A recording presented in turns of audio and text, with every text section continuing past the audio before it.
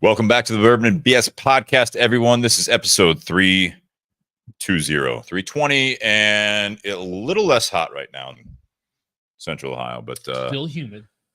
Very humid. I'm already sweating, which is nothing new here. But Nate Hale and myself, Steve Crane in the garage, we've got a special guest for you tonight, and I don't want to keep him backstage too long, but I want to run by you guys some of our sponsors here. First of all, you guys, patreon.com/Bourbon and BS podcast. There are 3 different tiers on there. We appreciate the continued support on there. Nate and I were just talking before the show. We might actually upgrade our streaming platform a little bit to give it a little bit more capabilities there going forward. We'll see what goes on there, but we appreciate all the help there. Venmo at Bourbon and BS for one-time contributions. Also want to thank our sponsors, Tinder Box at Easton, Columbus, Ohio. That's where we're kind of based out of here in Columbus. Tinder Box at Easton. We got the featured cigar tonight is also from another sponsor, but this is the Upmann Barbier, and a newer cigar for Upmann and Altadis. So we'll go over that. But first, we're going to be going over the 2 special bottles we have in front of us. I also want to thank, like I mentioned already, Altadis USA. They are behind Upmann. Got another Upmann tonight from them, the Banker for part 2. I don't know if you noticed that there. Mm-hmm. And as you see behind us, Monte Cristo, Romeo y Julieta, as I mentioned, Upmann and Aging Room, among others. But Altadis, thanks for the continued support. Check them out at Tinder Box at Easton or wherever you guys are at. And thank you to Cigar Company for the gold and silver. The gold is made by Plasencia, and the silver is made by Espinosa. So we appreciate Cigar Company also supporting us. And we've got some of the swag. I've got a limited edition color that's not available any longer, but I've got the podcast shirt. It says, pour one more, light up another. We'll figure this out together. And Nate's got some of the BS swag on. 3/4. Pushing the temperatures with the 3/4 sleeve, but I think you'll be all right. It's a little stuffy. 72 degrees. All right. 3/4 normally. It's going to be in the 60s. Okay. It's going to be in the 60s by the time we wrap up. Garage doors open. Buyjack.com/Bourbon and BS for any of the swag. They print it. They ship it directly to you. It's very, very easy. So if you guys want to support some of that, you can also post it on the Bourbon and BS community page on Facebook, or send it to us. We'll post it for you. Appreciate that. Check it out. Buyjack.com/Bourbon and BS. If you guys have any questions, go on the feed. Facebook is the best way to reach us during the show. We're also streaming live on YouTube. But, yeah, like I said, the Facebook feed on Bourbon and BS podcast page is going to be the best way to reach us. And welcome you for the first time on the show, from High and Wicked, Brandon Cummins. That was a great intro. Thanks, man. Thanks, man. Thanks. Kind of winged it, or whatever you want to call it, but it's all good. I mean, frankly, just like having the introduction in like that deep tone was that alone was epic. Yeah. So we use like voice modulators on this, so I can tell. Really well. Yeah. You'd be surprised if you met me. Believe it or not, I actually have the lows on his channel turned down. We don't blow out any speakers here. Brandon, it's nice having you on. Pleasure to meet you. Where are we catching you? Where are you at? I live in Kansas City, Missouri. Kansas City, Missouri. All right. How's the weather there? Same? We're looking at about 85 degrees, high humidity at the moment. We were, over in the hundreds over the weekend. So yeah, we had the feels like there, but not quite. But damn. But it's great having you on. First time on. High and Wicked is newer, at least to where we're at, right? I mean, in Ohio, obviously Ohio State Liquor kind of runs a little bit differently than a lot of states, as you're aware of. Tell us a little bit about, if you don't mind, generic kind of introduction here of yourself and the company that you're with. Cool. So as far as my background, grew up in the restaurant industry. So my dad owned bars and restaurants all across Kansas and Missouri. I always tell the story, like I grew up sleeping in booths, right? Like sleeping in booths, prepping just about any kind of food you can imagine. And obviously hanging out up at the bar. But so from an early age, I was always smelling and tasting just about everything I possibly could. Bartended my way through college, went to Kansas State University, big ag school out here, ag and engineering. Yeah. And then moved up to Kansas City to help open up a craft cocktail bar. But while I was going to college, I also ran a wine bar, and I always joke that I studied harder for all of the wine exams that we did than anything I ever studied for in college. Opened up a craft cocktail bar, started a craft cocktail festival, got deep into that side of things. Started working with a nonprofit focused on tequila and mezcal. Okay. And then got to go down there and got obsessed with tequila, got introduced to Altamar brands because they happened to import one of my favorite brands at the time, which is called Tequila Ocho. And it got to the point that I just kept asking questions that nobody had asked before. And they said, do you want to just come on board and start writing our materials? So I started writing up all the materials for educational stuff from everything we were importing. And then Mr. William Lee Lyons Brown III, one of the most epic names of all time. That is very, very like just impactful just in itself. Yeah. William Lee Lyons Brown III. I feel like this is like what, like 18. What year was this? You know what I mean? Like with that kind of name. Like when when did I meet Lyons? Well, I was joking. I felt like it was like 1800s with that 1800s. Yeah, got it. Yeah. Well, yeah, I'm tracking with you. I haven't had any whiskey yet, so let's fix that. No, so Lyons is our CEO and founder of Altamar, which is kind of the parent importer company. And, he is a Brown, formerly a Brown foreman. And not just anybody named Brown, like Lyons' father, who just passed about 2 weeks ago, was known as Big Lee Brown. And he's the one who basically birthed Woodford Reserve, right? And Lyons' grandfather, obviously responsible for the purchase of Jack Daniels from the Motlow family in the 1950s. And then his great-great-grandfather was George Garvin Brown, who obviously created Old Forester. So, Lyons left Brown Foreman. Pardon? What's a heck of a lineage? Yeah, it's kind of nuts. So Lyons left Brown Foreman about 18 years ago, and he just said he was just done with the corporate shit. He didn't want to do that at all, and he wanted to, get deep into the dirt. And it just took us, 15 years to get back into whiskey. Largely because, if he's going to get back into whiskey with like the name of Brown, he's going to have to do something that's going to be, worthy of that family legacy. So, well, absolutely. Yeah. So that kind of brings us to where we are now. But that's with the name and with the history, I feel like that is as regal as it comes with the bourbon world or the spirits world. So it all kind of adds up there. That's amazing. Yeah. Old Forester, Jack Daniels, Woodford, some names, some heavy hitters there. Yeah. That's well known. They haven't been around for very long. They're still new. Getting started. I think they're going to do all right. At least one of the three.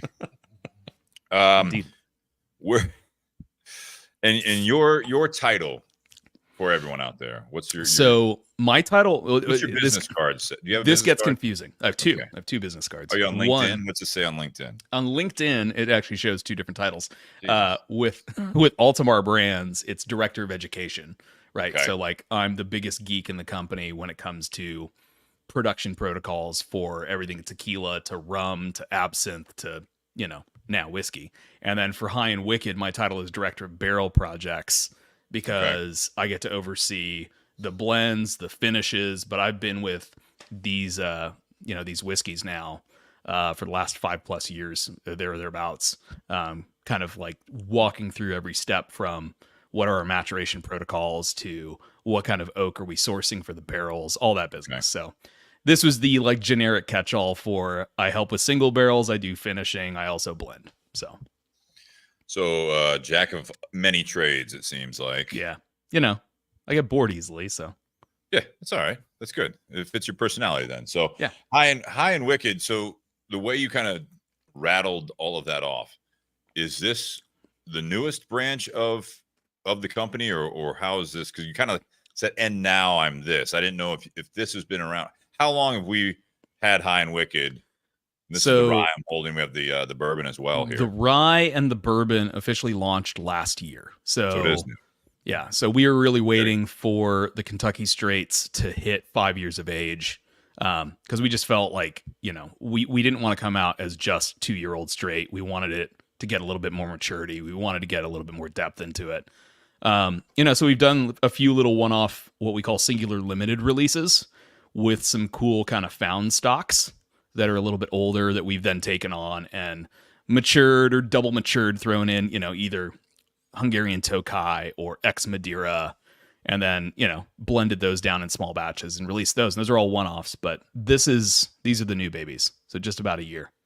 Now, is this is the core product? Is that what I'm to understand? Yeah, here? Like these is your on the this shelf. is the long game. Yeah. Yeah. Which it seems to be fairly common, right? I mean, like you do a lot of the companies will put out these like limited releases and stuff like that, but working towards kind of the bread and butter, which is what this would be here. And you wanted us to start with the rye here. Yeah. So sipping on the rye, first of all, the name. Mm-hmm. I know this is a question I'm sure you get asked all the time, but High and Wicked. Mm-hmm. So the name actually, the letter N. Yeah, just the letter N. It comes from an old cowboy poem.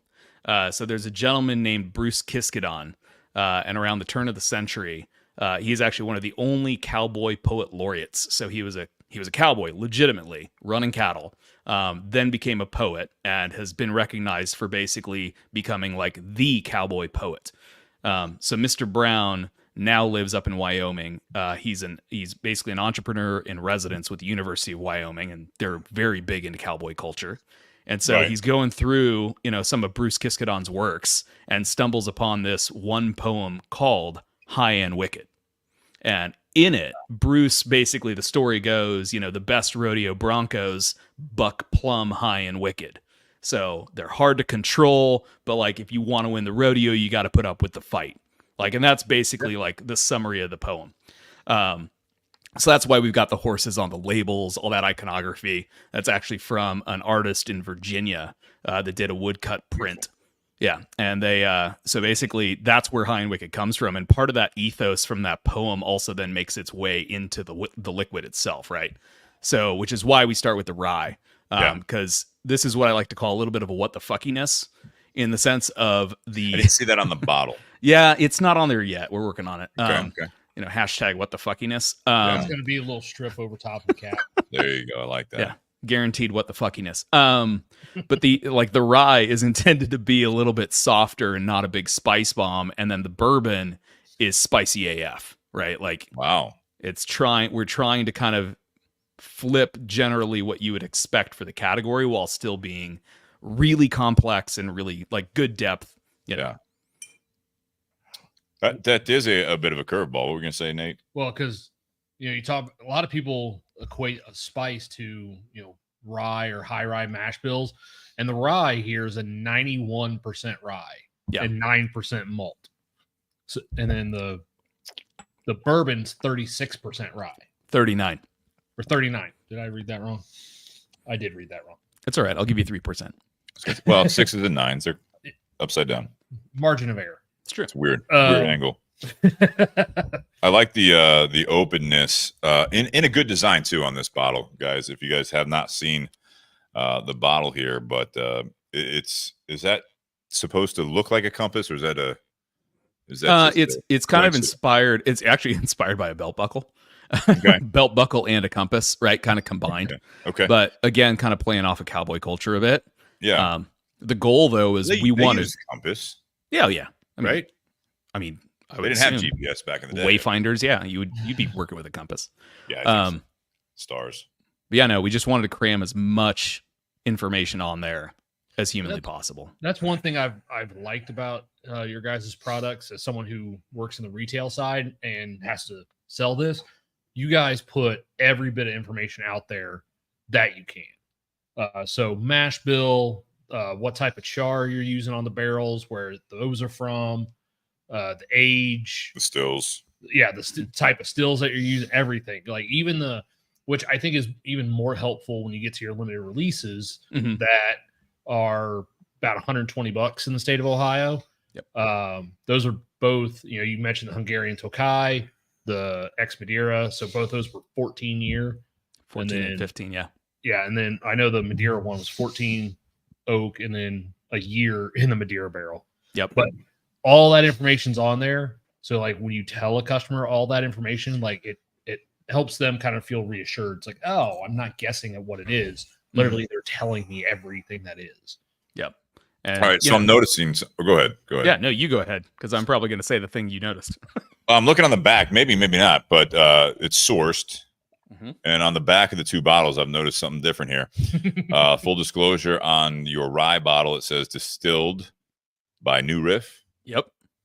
We haven't gotten to the other bottle. It does not say a name. It says Distilled in Kentucky. distilled in a state in Kentucky, and then you got the bottled by you guys. Is that Harrisburg? And you said you blended this, right? Is this your project here, or is this it's kind of, yeah, came on, or is this a group effort? What are we doing here? So basically, you know, we've been sent, if you can imagine, as Altamar, right? So as an importer and as a national distribution entity, we've been sent a ton of brands over the years, right? And I actually joke that 2 of the titles I've received with Altamar have been Chief Sniffer and Taster, and then also Troll Under the Bridge. Because like I've rejected now 48 mezcal brands to date. Like I've been sent more mezcal than almost anything else. Brands. Holy shit. Right. Okay. So like, hey, I've got this new mezcal brand. We'd love to be imported to the United States. We think our mezcal is like the shit. We're going to send it to you to see what you think. Right. So it goes through blind tasting panels with myself and a bunch of other buddies that are sommeliers, distillers, blenders, bartenders, etc. And if it doesn't pass muster against what I consider like some gold standard brands, then sorry guys, like, you know, sorry Charlie, no sale. Find someone else. Yeah, it's like we're not your guys. So, you know, if you can imagine, the other category that we've been sent the most shit from has been whiskey. Right. Because again, we're owned by a Brown. So duh. Right. And it got to the point that we started getting some whiskeys that were really interesting. Right. Like for the longest time, I was like, no, this is, I get it. This is, you know, it's small, advanced aging barrels. They're using staves and stuff. I can taste the papery profile. Like, not interested. Although I will say I tasted something that was in a small, like, baby barrel recently, but it's been in there for like 8 years and it's pretty incredible. That's a whole other conversation. That's a long time in a baby barrel. Yeah. It's not one of ours. It will never be one of ours, but it was one of those that like caused me to say, what the fuck? That's not what I expected. Yeah. Anyways, so a lot of the whiskeys were getting really interesting. And we started talking with some of these smaller producers and saying, hey, what if we were to launch a brand that was extremely transparent? And all we would do is celebrate, you're the distiller, here's the place, this is the mash bill, right? Everything that you now find on the compass. Yeah. Like, what if we did that? And they were like, this is dope. And then COVID happened. Right. And suddenly everything just kind of just fell apart. But we were introduced to a gentleman that had been collecting a shit ton of barrels. And in fact, he had over 100,000 barrels. And so they just started sending me samples, and we started really dialing in on, okay, well, what are some of these things that are jumping out at us? And one of the things in particular was we kept coming across these Kentucky rye and Kentucky bourbons that were really interesting. And so I set up a couple of blind panels and shipped little baby bottles out to buddies, including some mainstay favorites.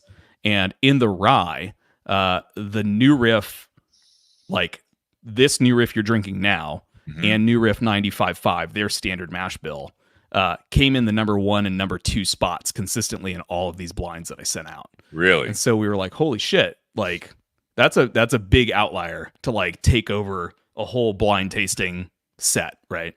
And then with the bourbons, there was one outlier that was like dead top. So we then started talking with the producers directly, and we basically talked to the dude who had bought the barrels, and we were like, look, if we buy some older stocks from you and some other things, would you be willing to introduce us to the guys that made these particular products in case we want to buy new make, right? And that's really where everything started kicking up. And so, you know, we collaborated with New Riff on, okay, what exactly do we want the mash bill to be? What do you guys have in barrel right now that we could kind of massage a little bit and make it kind of our profile, put it through our panels, do that thing. And then similarly, like on the bourbon, we went down deep into, all right, what yeast strains are we working with? You know, and then that's where it goes into like different, where are we sourcing our oak from? Not just like what toast level, what char level, but are we foresting from Missouri or Kentucky or the Pacific Northwest? Like, how do we really dial this in? And then what are our maturation protocols? Because realistically, like, even if we're buying barrels that already exist, we could still alter the character and profile by setting new protocols for where they're being matured, right? Because they're young enough, You take them from the first floor all the way up to the 6th floor. That's a completely different whiskey at the end of 5 years. Right. So it's like, I've been with the project from day one, and it involved a shit ton of tiny little bottles. So sounds. And to what I think you were getting at when you asked him that question, we talked about it a little bit before we went live. Okay. They are not allowed to disclose where the bourbon comes from. They're not even allowed to say the city, because it would give it away. So they're they're more transparent on the rye with that. They can't say anything. Although we definitely asked. We definitely want to. Yeah. We would love to be able to talk about it because the guys are fucking rock stars. I mean, dead serious. They're badasses. But maybe someday. Probably Probably not. But maybe. But maybe. Let's talk about the rye here. Cool. New Riff, it's interesting because we've had different bottles of New Riff on the show before. And we've had some of the core products. We've had a lot of their single barrels as well. And they are, in my opinion, like all over the board. So it's interesting. This is going to be kind of like more or less available within reason. You're saying this particular product, and you're going to try to keep it similar, or is this going to be new expressions as the batches go through? No. So we have been on here. Yeah, we've got slight variability that's going to occur in the sense of, now that I've got like 5-year-old and 6-year-old and about to have some 7-year-old, which are being integrated into the blend, right? But we're holding a 5-year age statement, so clearly I'm not disclosing all of it, right? But I'm starting to integrate some different. Well, I'm actually talking to the guys over at Independent Stave about integrating some different char level in there as well to kind of just round out some of the characters. So we'll have some variability, right? We're introducing additional oak seasoning. So like open air weathering for like 2 to 3 years before we are then like building up the barrels. So the variations that are happening are all going to be controlled essentially mostly in maturation. But we've been laying down new make with New Riff basically since that agreement started. So we've been putting down, cool. We put down about 500 barrels last year. Yeah, I mean, they're killing it right now. So I mean, that's cool. It's very cool. What are you getting, Nate, from this here? So keep in mind, this is a straight rye here, everyone.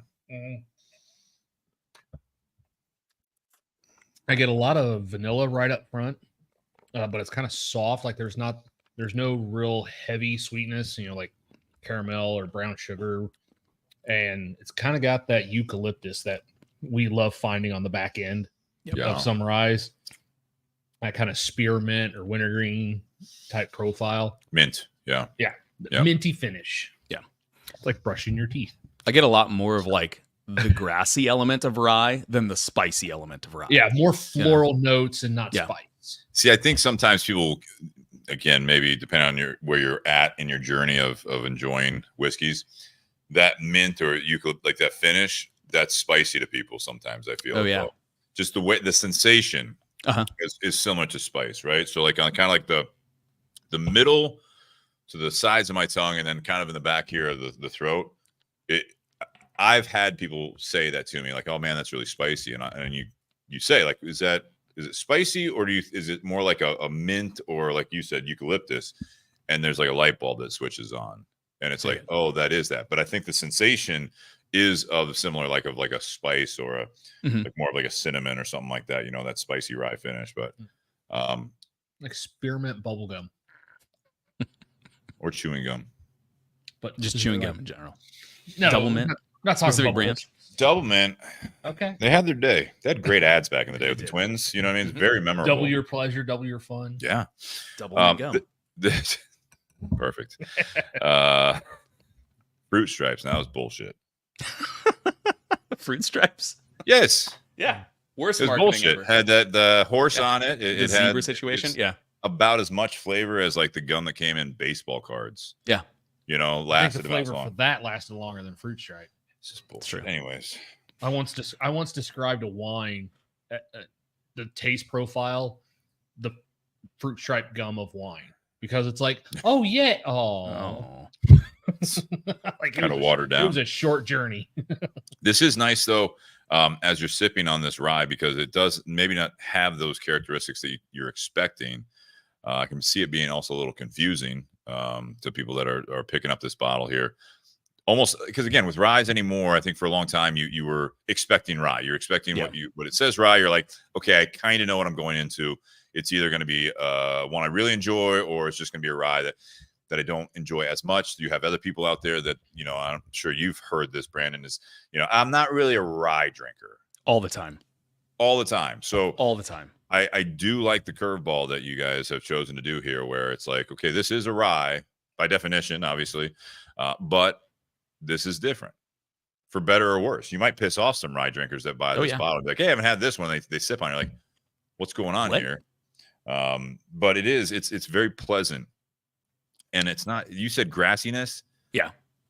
I was. It's not really like sweet. You said a little vanilla. It's just this nice, balanced, I guess, kind of start, and then at the end, it kind of gets into that more of the mintiness for me. Yeah. But it's not as, and this is not a negative, it's not as intense and robust as what people might think from a 5-year 91.9. No, right. Yeah, right. It does not show the spice for as higher rye content it is. No, it doesn't. And this is coming in at 49.1%. So yeah, which, by the way, there's a story about that. Let's hear it. And I'm going to pour the bourbon here for me. Yeah, go for it. Actually, 2 things really quick. The cask strength, significantly more fruit. Okay, I will say, like, the rye. Yep. So, and we only just launched the cask strength like 2 months ago. Okay. And so that's only just getting into some markets right now. I don't think we're in Ohio yet. Not yet. It takes a little bit of time. Which it's right there, if you can see that bottle behind me. So similar package, but a little bit of tweak on the front label. But that cask strength version, like, when we dilute it, you get way more. Oh, there we go, right there. Nice. Yeah. So the cask strength is way more fruit forward, a lot more kind of what I would consider brandy characteristics. There's a lot of apple. There's a lot more cinnamon. There's more like baking, like cooked pie notes to it, which I think once we hit dilution, like, that just becomes hard. So, but what we did and what we always do is we go through blind tasting panels as well on what's the final bottling proof, right? Because it's like, I'm a staunch believer that, like, no 2 recipes of spirits should be bottled at arbitrarily the same amount. Like, everything tastes different with certain levels of dilution. And so we held blind tasting panels on this. And when I took the results back, the 50% kept coming in as like, oh man, 50%, where I was like, cool, we're going to go out at 100 proof, like High and Wicked, Kentucky Straight Rye, 100 proof. This sounds great. I go back and I test my sample because, like, I got to dummy check myself, right? It's 49.1. And so I'm like, okay, so I probably, like, fucked up one of the samples at some point. I go back and I check the others. The 49% is still in there, and the 50% is in there as well. So I left off one of the higher proof versions, but, like, this was clearly the range that was showing best. So I sent out another set of samples, and 49.1 still came back as the favorite. And I was like, holy shit, what do I do? So I turned to Lyons and I was like, what do you want me to do? He was like, now we get to put that we are bottled at 49.1%, and you can tell the story of how you fucked up the sample for the rest of your career. Proof right here. Yep. So proofing down the spirit, you can't actually hit 49.1. Like, obviously in a lab setting where I'm just, like, making little bottlings and setting them out, I can. But at that, like, when you're blending in a giant tank, there is, like, allowable standard deviation. Sure. But either way, that's why we put 49.1 on the label. So love it. That is definitely a story there. Yeah. Happy little accident. Yeah. That's it. Say lovey. That's how a lot of things happen, I think, in this world. Yep. Quite different here. Mm-hmm. Yeah, Steve's already taken a sip of the bourbon. And you've had this before, but I want to hear from you also, going from one to the other. So when you're ready, take a sip there. I'm getting there. Yes, I got to try them. I got to try them a few weeks ago when a rep from Heidelberg, who's the distributor of High and Wicked here in Ohio, as well as one of the regional sales guys for High and Wicked, came into Carfagna's, and they had 2 bottles, and then literally the sales guy goes, "Oh, we don't have the rye," and goes to the shelf and buys the rye so that way he can open it. And yeah, I love it. There are days where I get home and, like, if I play video games, I'll sit there and be like, "Yep, this is my first drink since I got off work," and everyone's like, what? I was like, yeah, I get to drink on the job. Exactly. What game are you playing? Helldivers. I don't know what that means. I Yeah. don't either. You can blame Dan for that one.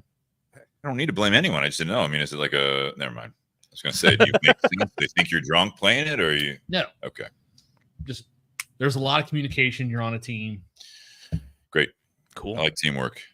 This was a interesting first sip. I have not had this before, and as it hit, so I didn't even drink water yet. I'm going rye to the bourbon. There is a start, a middle that he just hit, and then he's about to hit the finish. Wait. No? Why does that finish like I'm drinking scotch? I didn't get that as much, actually. Like this kind of tastes like a single malt on the back end. Interesting. I mean, some of the Look at that spider right there. like there's some complexity there, and like some of the I don't think it's got enough flame. No, like Must be cobwebs by the morning. Fuck. I had very light up front. mhm. Extremely light. I'm like, okay, this is going to be an easy drinker. And then all of a sudden it like did this like real quick downhill. Like it was just like, all right, now spice. And maybe because you guys have talked about that a little bit, but I'm like, okay, that's coming alive a lot there. It was almost maybe a second and a half where, I'm like first hit the front part of my tongue. Oh, this is going to be real easy. This might be too light almost compared to the rye. Then it kicks up about 10 notches. And now I'm getting a little bit of a spice. And I didn't get the scotch part of it as much. It transitioned again. Mm-hmm. Maybe more. I'm just getting 3 here. But on the third part of it, it was almost, there was like a fruitiness to it. Yeah. It was really weird. Like, I mean, so like, in a good way, of course, weird in a good way because you're on the air with us. But I just, it's like in 10 minutes when Brandon's off. It's stay tuned for part 2. No, it was really kind of an interesting ride there, at least, especially the first sip. You know what I mean? Because it was new. But you said yes. I mean, is there a fruit finish? There's intentionally fruity characteristics in there. So when I'm building the blend, and by the way, so like the rye is a blend of 30 barrels out of 200, and the bourbon is a blend of 50 barrels out of 300, right? And I was actually talking with the Independent Stave folks the other day. Like blending could almost be done algorithmically. Like we could run shit through gas chromatography and liquid chromatography and like mimic the style of a blend, right? But realistically, what you're doing as a blender is removing things that are not necessarily on profile for what you want. And so, it's like by starting with 300 and narrowing down to 50, that gives me a much bigger palette to play with. And so I specifically on both of these try to pick barrels that show more fruit. Obviously with the bourbon, I'm leaning into the spice, and with the rye, I'm leaning out of the spice. Got it. Sorry, that was me. Thumbs up. I didn't mean you're to. Good. Accidental thumbs up. Those are my favorites. Yeah, the FaceTime camera here. I get them all the time. Yeah, there you go. Now he's just gonna have fun with it at this point. And you have the same thing. God damn it. Jesus Christ. Yes. All right, I'm gonna leave you 2 alone. I'll be back in about 5. I got you, man. But yeah, no, I mean, so that fruity characteristic that you're getting there is actually like very intentional. I'm specifically trying to find fruity, like more fruit forward barrels because this is where the sweet mash comes into play. So like in such a big way, right? Because it's high rye and it's sweet mash, right? So we're not utilizing any backset. There's no sour mashing here. And that sweet mash just allows all these more like funky, fruity esters to develop. Damn. That, ordinarily I would find more like in brandy or in rum. And so it's like, how do I start tweaking this to make this just, not just an interesting bourbon, but also just like a really interesting spirit? Yeah. No, so we had a question from one of our listeners who's in Vietnam. Cool. He's definitely a single malt guy. So when I sat there and said it finishes like a single malt, he's like, what is that? Yeah. More specifically, like what's the single malt finish like? Like random claim. This is a little bit more like the finish for me was a little bit more like an Islay Scotch. There's a little bit of that smokiness and that peat characteristic to me on the finish of this. Mm-hmm. So like specifically, I'm thinking like something like Brooklotic, something, the Port Charlotte, something like that. Nothing too heavily peated, but like there's still that smoky quality on the finish that there's not another bourbon off the top of my head that I could think of that has that kind of finish on it. Huh. And when I tasted it a few weeks ago at the store, did not taste that at all. Interesting. But then again, who knows how long those reps bottles had been open. Also true. And what else have you what else have you been drinking that day? What else have you been drinking today? Oh no, no. I had all three, because I had the bourbon, the cask strength bourbon, the rye, and then I had a rum and then a 4-square rum. Yep. And then I had the 18-year Jacob's Pardon, which is an 18-year. Were you spitting or are you? No, I was drinking. Perfect. Which was 100. Did you play video games that night? That was in the first 30 minutes of the day. Cool. Nice. There are days I love my job. It's like, that was a hell of a way to start the day. Oh, yeah. I walk in there and the rep walks in and is like, hey, you want to drink some whiskey? Like, yes, I do. If it was wine, yes, I would have been spitting. But when I'm sitting there drinking, You'd spit wine, but not. Okay. No, I get it from a principle standpoint. I'm talking about from a blood alcohol content. Well, the good thing is I still had another 8 hours of the day. So you had 8 hours of work to sober up. I love this. When you say things out loud, they make more sense like that. That's good. That's good. As I'm sipping on this, Brandon, I think that that kind of ride from the first sip, it's still there, but it kind of mellows out a little bit. It kind of you've acclimated to it a bit. Yeah. First sip was really, like I said, very interesting. Still is a bit, but it's kind of like I said. Now sipping on it, it's smoother. Yeah, smoother. It's not as like 1, 2, 3. Yeah. Man, that a little bit more like, integrated.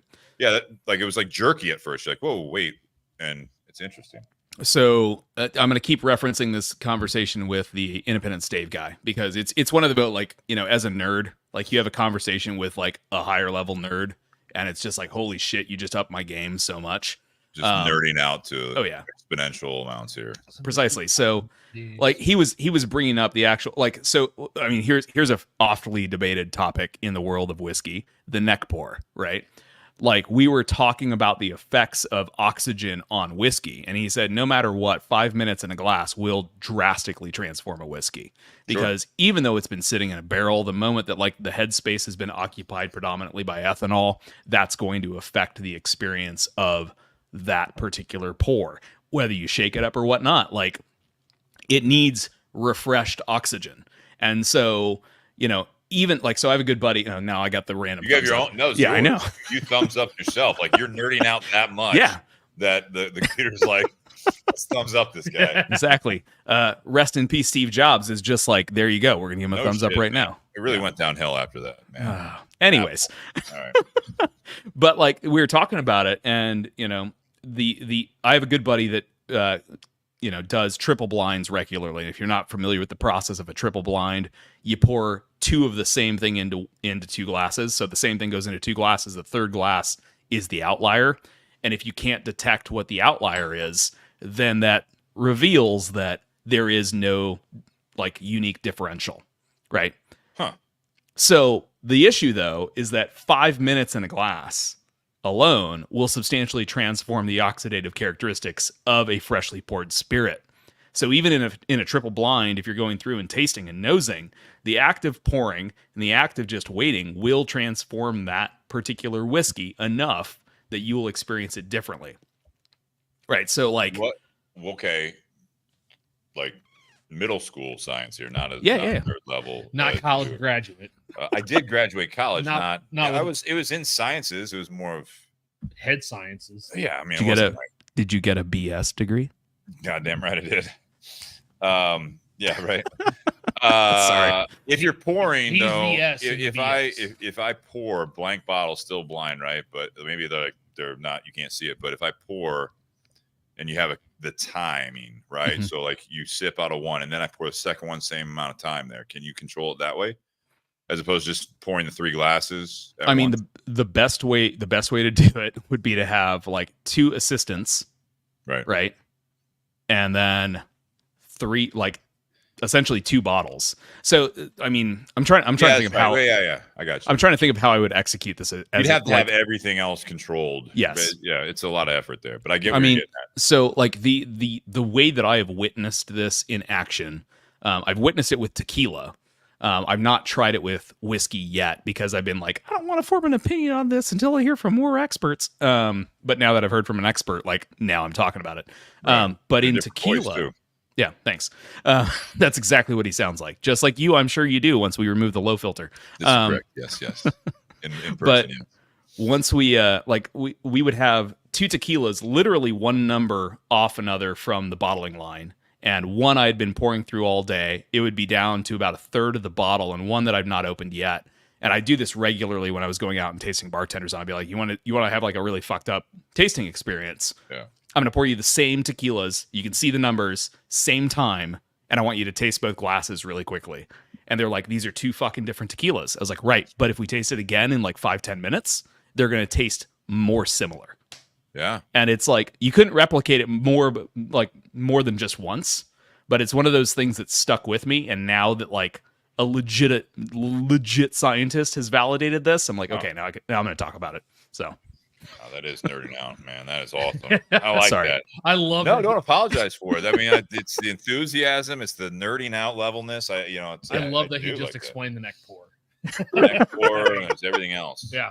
And again, like it drives me. It's one of those things that every time I read about people being like neck pours are not a thing, and I'm like, but I've fucking experienced it so many times. Yeah. And like there's buddies like conducting scientific level experiments, and I'm like, this is a legitimate potential experiment, but this invalidates all of my anecdotal data. And what the fuck? Neck pours are a thing on a shirt. Let's go. People that don't drink much, they're not going to know what you're talking about. I was like, what the fuck is a neck pour? Like, neck pour. Hashtag neck pour. Yeah. Hashtag neck pour. Anyways. Some old ladies be like, that is obscene. Like, what are you talking about? I don't know what a neck pour is, but you should be ashamed. Oh, trust me, I am. And it's not because of that. All right. So on that note, I'm actually going to switch to a rocks glass on the, I'm going to go back to the bourbon here and see how that tastes. Heyo. Brandon, we're kind of, you've got another show to do after this. You're like on a Hollywood circuit right now, like a movie coming out. You're hitting up all the talk shows and everything like that. I'm on Jimmy Fallon later tonight. It's gonna be amazing. So it's kind of rubbing it in. We appreciate you being here, but I mean I'm joking. A little rude. Can you mention us? That'd be cool. God. Absolutely. There you go. It's a warm up. Yeah, I was on this bullshit podcast earlier. I mean, it's literally called Bourbon and BS. So glad to be here, Jimmy. Just kidding. What else should we know? In Ohio, like I said, these bottles are available in Ohio for our Ohio listeners. And I believe they're really close to the MSRP, which is going to be $79.99 for both of these bottles here in Ohio. Is that the MSRP as well? Yes. Okay. So the nice thing for those of us that are in Ohio, for bottles that are not typically at this point going to the secondary market, very fair pricing, very fair availability. That's where we're at. And I know state to state is different from wherever you guys are at. Ray was listening Vietnam. Are you guys international with these yet? Or no, these, not at all. Okay. We're solely domestic at this point. 50 states or we are at about 43 states now. Widely available in the US. Yep. And then we've got some online retailers like Curiata.com. Those guys are great and they stock a bunch of our stuff. So at the typical retail price, is that correct? Yeah, they do. They keep it pretty tight. Nice. So there's not a ton of online. There is some markup right the moment that you hit e-retail, but it's not horribly painful. But I mean, like at the end of the day, the best thing you can do is support your locals. So it is, and I mean, we'll get in a different conversation, obviously, with Ohio, but Ohio OHLQ is doing some great things for the state of Ohio. But definitely check them out. What else do we need to know, or the audience needs to know about High and Wicked? Any other projects coming out? I mean, so at this point. Just remember, I mentioned 30 out of 100 or 30 out of 200 on the rye and 50 out of 300 on the bourbon. So there's two things to take away from that. Number one, I'm being really selective about what's going into the flagships. But number two, I'm holding back a shit ton. There's a lot. right? There's a lot being held back. Some of them are being held back for single barrels. We only launched 4 single barrels last year because, frankly, like I'm also helping run that program, so it's a lot of work. But only a few single barrels. 2 days a week, man. I know. I'm working on that 4-hour work week. You know what I mean? But like we do have some older stocks. We're trying to get into some cooler, wackier shit here as well, and I'm really trying to stretch my legs a bit in the world of blending to just see what else I can bring in from what I've learned from Calvados and Armagnac and rum and tequila that is, not necessarily the shit that we see in American whiskey. So it's trying to bring a little bit of that to the approach and what we're doing with some of these things while still being very much like distilled, matured, blended, bottled in Kentucky.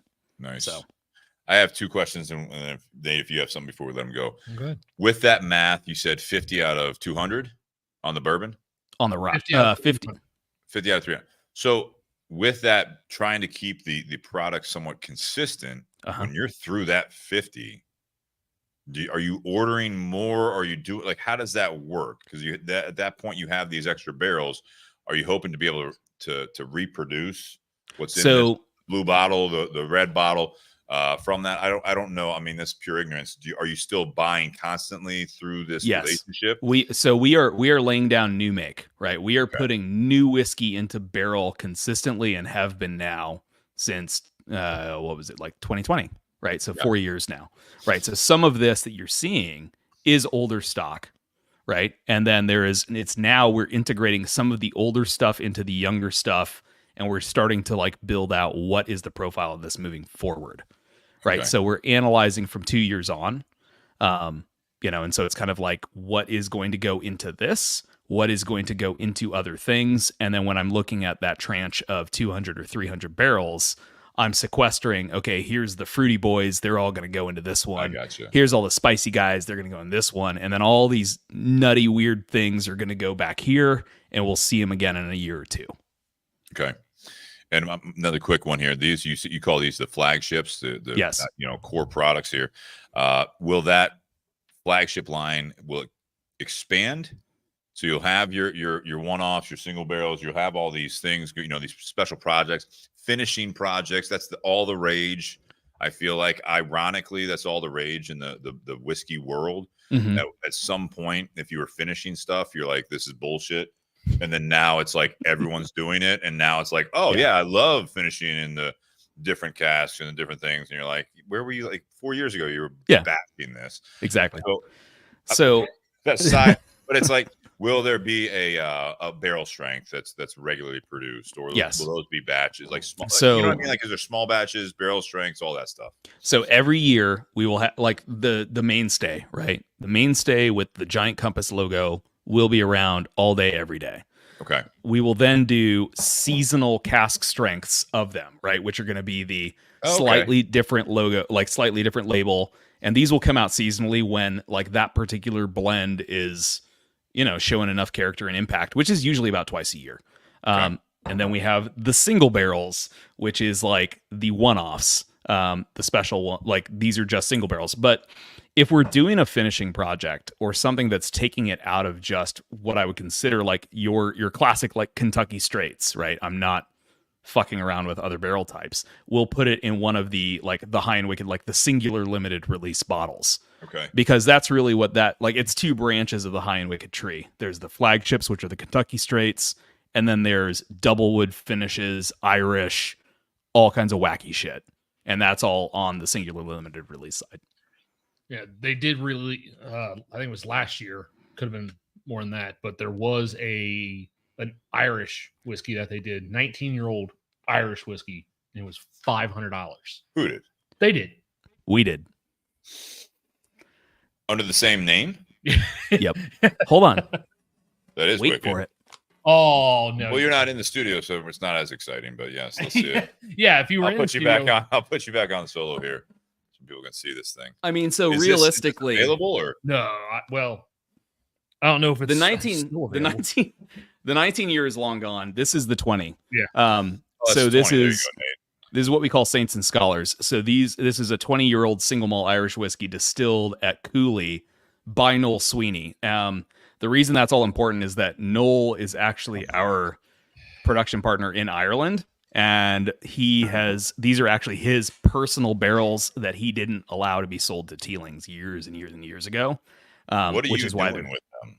we've released them 5 barrels a year as single barrels at cast strength, and which is why they're $500 a bottle, because it's like these are Noel's personal barrels that he's held on to for over 30 years. That's nuts. Or 20 years at this point. So, but yeah, so 100% malt, and it's his own distillate. These are his babies, right? So we were like, well, shit, you're doing all this really cool shit with us for single grain, for double wood finish single malts, but for his like one-offs, like these are your babies. So we did single barrels, cast strength, barrel number and bottle number and all that. But yeah, you guys they definitely cool things, man.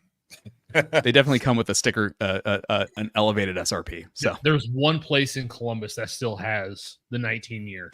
Yeah. All right. So I don't know if you have any other questions. We got to let them go here soon. Yep. But with this being these bottles are coming in at $79.99. You mentioned some of the other projects, the other expressions out there. What are people to expect as far as the MSRP for like the single barrel, which I know is cast strength? The cast strength and the single barrel are both at $89.99. Okay, so ballpark, and I mean, like, yeah, and realistically, I mean, it's basically, I like on one of your other episodes, I know like the question came up, like, what is SRP? Like, and it's like at the end of the day, all we're doing is passing along the increase in FET, which is federal excise tax, and like the maybe a little bit of extra time that we like lost from evaporation there. So that's why it's like there's such a small variable between our everyday and the cast strength, or our everyday and the single barrel. I gotcha. That's not that big of a difference though compared to a lot of other companies. That's why I was curious, because we talked about the $79.99, and then all of a sudden we're in this $500 ballpark, and I'm like, so where are we at in the middle? Well, the LTOs, this year was the jury, last year was the judge. Both were 14 last year's was 14 and then finished in a Hungarian Tokai. This year's was 14 and then a year in Madeira barrels. Both those came in at 120. Okay. And they were both around 104 proof. They were cask strength. Mm-hmm. Yep. But you're also looking at, 14, 15 year for 120. Shit, man. I usually tell people that, $8 to $10 a year is what you expect in pricing. Makes sense. You guys have been busy. Well, and you got to understand, like on these, there's a lot of investment on the front end by laying down all the stocks and committing to the stocks early on, which is why you're seeing that $79.99. 100%. Yeah, 100%. And the new May taxes. Oh, yeah, that's a whole other thing. Did you have any other questions, or you good? I'm good. Cool. All right, we're gonna light up this cigar. Brandon, hope to have you back on sometime here. Yeah, it'd be dope. Maybe next time we'll talk about rum. We can Foursquare. Send us Foursquare. Oh yeah, it'll be Foursquare. We can talk about that, absolutely, and we'll do cigars next time. Thank you very much, Nate. Appreciate you guys. See ya. Cheers.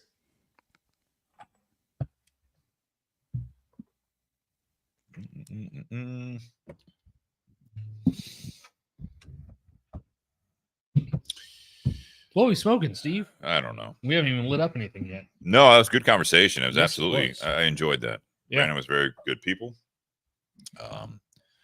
Go here to change the banner here.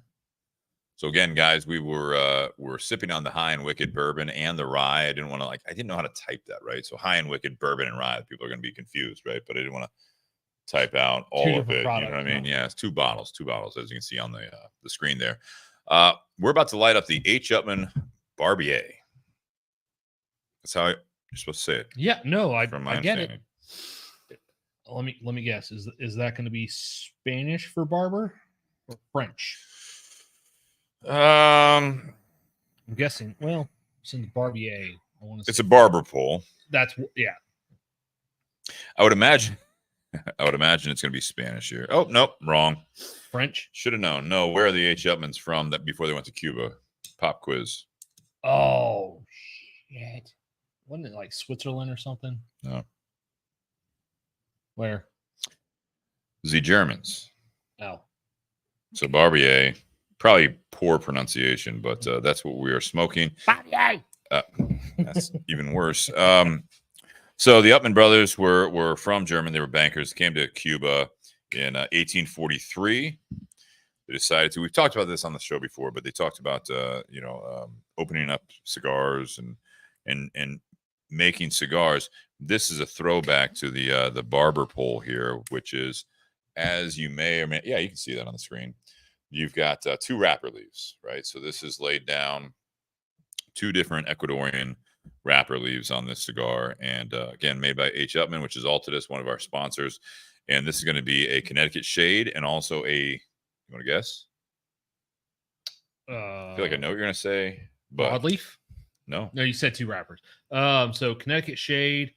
Of Ecuadorian. I was going to say Ecuadorian Sumatra. Yep. Nailed it. Jeez. I thought you were going to say Habano. Now, question, is this true like 2 leaves, or did they wrap it with 1 leaf and then cut a strip and do the barber pole with that? That. And which one's which? That they don't disclose, as far as I know. You know who we need to get back on here is Josh Bentley. Yeah. I bet Actually, we're going to get the new rep on. I told you that last week here soon. I bet if you just tear the cigar apart, you'll figure it out. We're going to smoke it. If I were to guess, I'm going to say, and I think you might. Oh, Jesus. Damn. It's a damn good job on a barber pole if you can't tell which one's which. I want to say the Sumatra's first and the Connecticut's on top of it. If you look at the way, but then it's interesting. This is going to be over a Indonesian binder. Ooh. Okay. Which I feel like is throwback to some Romeo blends. I feel like, yeah, doesn't the Romeo 1875 have an Indonesian? It does. Yeah. The original does. Yeah. So you've got all those things working. This is a very complex blend to me based on what is on paper here, because then you have DR and Nicaragua, as well as undisclosed from where it's from, a broadleaf varietal in the filler. So you have a broadleaf from Who knows? wherever. I'm going to say it's probably Nicaragua. That's a safe bet. The only Honduran broadleaf I know is going to be right now being promoted is that Camacho. Yeah. Camacho And broadleaf. U.S. broadleaf, I feel like would be too expensive. For this cigar, yeah. For some, yeah. For this Although then it's coming in like $11, $12. it's I call it 10, Oh, okay. 10-ish, 11. You could be using some filler tobacco that could be true Connecticut, because you got to think the Onyx, which is also through Altadis, uses a Connecticut broadleaf, and that thing is sub $10 as well. That's the wrapper. The wrapper is. So if all you need is some broadleaf filler, it doesn't need to look good. Oh, So you could be throwing that in there. Good point. But on the other side of it, for those out there that, we're now nerding out a little bit, is that if you're going to have a broadleaf rattle from an undisclosed origin, you should disclose Connecticut, because that is some of the best out there. Right? So why would you undisclose that? So who knows, man? I like how you dove in and just started dissecting that. Yeah. Little Steve CSI over here. Yeah, I don't know. Have you smoked this? No, I haven't. Okay. The first time. So I picked this cigar not knowing if we were going to light up before. I have smoked this, but I thought there's a couple sides of this. And, I know part one's going a little longer than normal because we wanted to absolutely feature Brandon on there with these 2 bottles. But you got 2 bottles, you got 2 wrapper leaves. This is medium bodied. I thought I didn't know what we were diving into. You had these bottles before. I have not. So I wanted to at least, have something where hopefully it'll go well with both. It'll be able to kind of hang with both. So that's where we're at. What do you think? Well, I mean, You just lit it up. I'm an eighth of an inch in. No, it's. I mean, if you know your tobacco, you can definitely taste both wrappers. They're burning together. That's yes. So on a barber pole, there are people that will say out there, I've heard this before, is that it changes as you're smoking it because it's switching wrappers. Mathematics will tell you that's not true. No. Depending on how it's rolled. Yes. If this looks like more or less a 50-50, maybe 60-40, 60 Connecticut, 40 based on how they rolled it. Okay. Maybe. Yeah.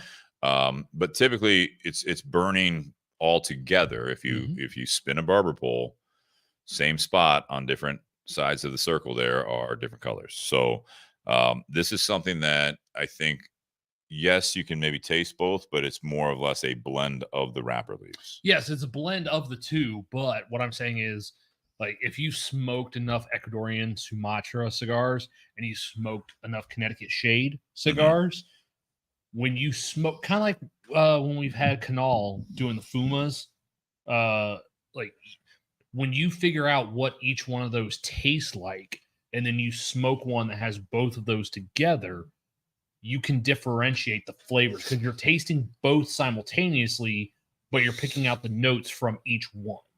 And also to speak to that, if there is likely, most of the time it's easier and cheaper to do one wrapper leaf from a labor standpoint, not necessarily a leaf standpoint, but to do it where you have a barber pole in a sense layered on top of the other wrapper. Yes. This one is confusing. I would love to know the answer to that, because when I look at the one line when you here, look further down, it looks like Sumatra's here on top. And when you look at one side, it looks like the Sumatra's on the bottom. You're like, I know there's one cigar out there. You see the caps too. So there's alternate caps. Yeah, there's a shade cap, and it's a beautiful cigar. Yeah, but like I know there's one cigar $10, $11. Yeah, it's a beautiful. A lot cigar. of work for that. Like I know there's one cigar that's around the same price point that truly uses two wrappers and offsets them to do the barber pole. It looks more like a pinstripe, so that's a big hint as to what that cigar is.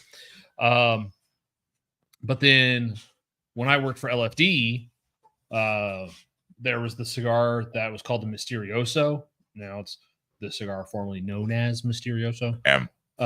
Yeah, the M. But there's the acronym above it, which Todd thought that was an acronym for someone's name. But anyway, that one, they literally put the main wrapper on the cigar, and there's two different ones.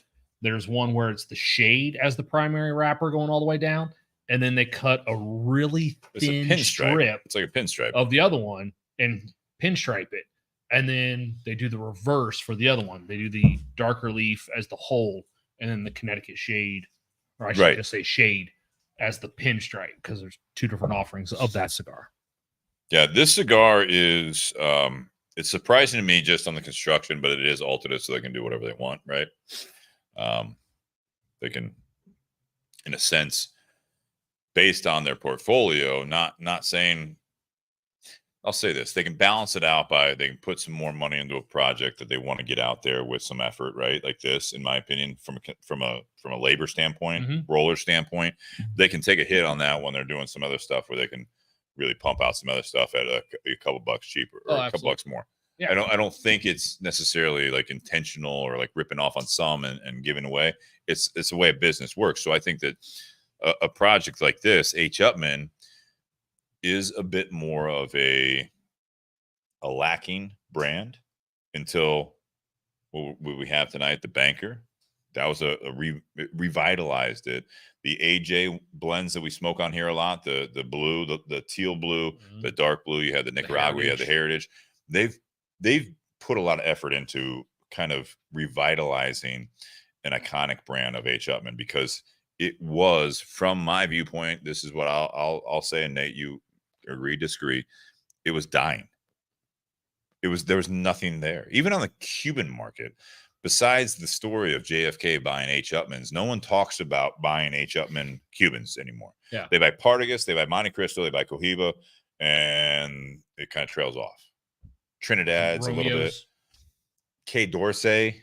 Oh, yeah. I hear that more than anything. Like I just don't hear H. Upmann. So I can appreciate them really kind of like putting some money behind this.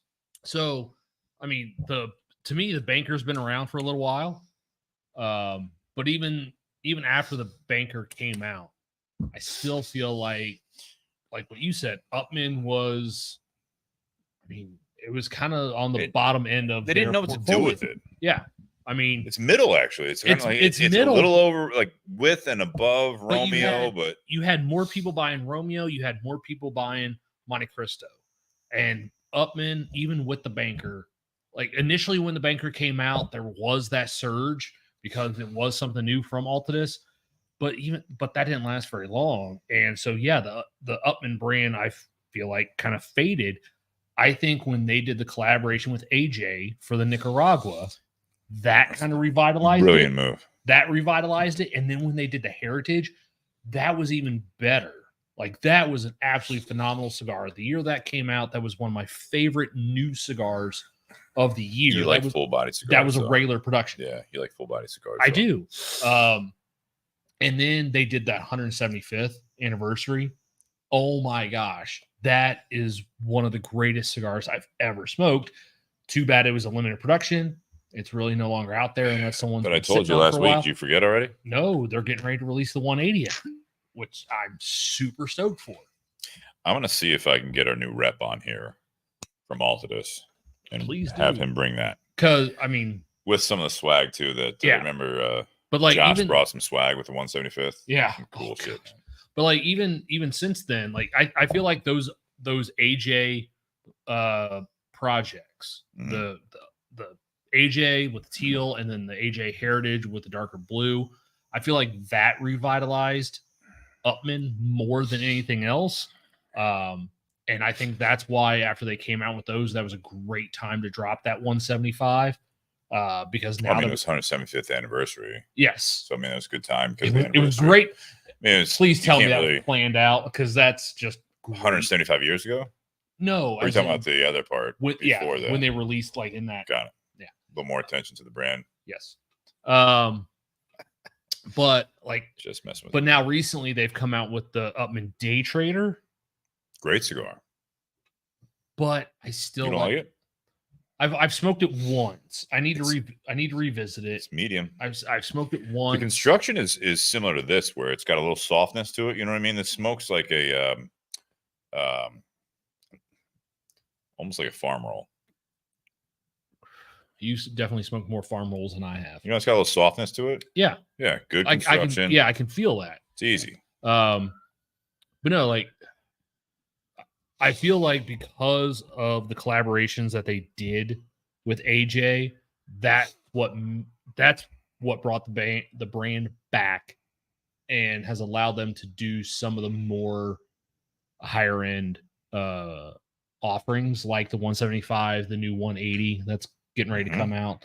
Like, yeah, I agree to what you had initially said. Like, this is a brand that kind of lost its way. It got lost in the shuffle with everything else in the portfolio. They made some great and I think what really helped with the AJ collaborations is when they initially came out, the price points, because they were all coming in at like, I mean, from Robusto to Churchill, you were in like that $8 to $10 price point initially. Now they've kind of gone up to that $12 price point for like Toros. They're still average, which is still average nowadays, but I think it's because it was a sub $10 cigar. That's what really drove people to it. Like, holy cow, I get this great of a cigar for $8. Like, holy shit. Because at that point, I feel like that was a little bit cheaper than some of the more popular cigars from the Romeo portfolio. Sure. Absolutely. You're absolutely right. Like I said, H. Upmann, and the one thing I'll give all to this, they have not fucked with this band on this one. The banker, they tried to update a little bit, and then the newer release, they are back to the traditional band. I think the banker, they kind of softened the tone of it. The Day Trader's a little bit more in your face. They try to make it more contemporary. Yeah. Look at the difference. Oh no! Yeah, you got that whatever that is, the arc of like the pinwheel there. Yeah. But half wheel. Yeah, but the banker is prominent here, and H. Upmann's below that, and this is considered a special edition. So, although I still love it when I get people coming in, hey, you guys got any Upmanns? All right, that's all right. That's I haven't heard that in a while, but I did like Herman's batch too. That was a great cigar. Oh, I forgot about Herman's batch. That was one. Because I was sitting over there the ingot with the banker. Remember that gold? Oh, the ingot. Rose ingot, yeah. Yeah, the rose gold. Yeah. But I remember when you and Jake were still doing the show.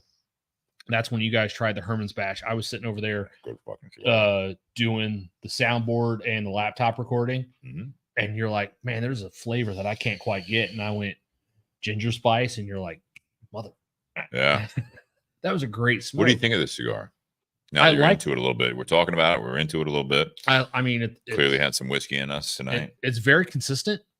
You explained the math on it. There's not a change as you smoke the cigar of, this one I'm tasting the Sumatra, and then this one I'm tasting the shade. It's consistent all the way through. I mean, the construction's been flawless. The draw's been great. Haven't had any issues. And, I think some people, when they see a barber pole, they get concerned that like one side's just going to start flaring off on them. It can. It can, but I think that says something about the way that they've actually aged and taken care of the tobacco. Is that so far it's holding together just fine. There's no burn issues or construction issues whatsoever with the cigar. It's interesting. If you look at the burn line, I'm going to actually probably text Josh tomorrow here. Actually, I might tag him while we're talking here. When you say the next thing, you rotate this as you're smoking it.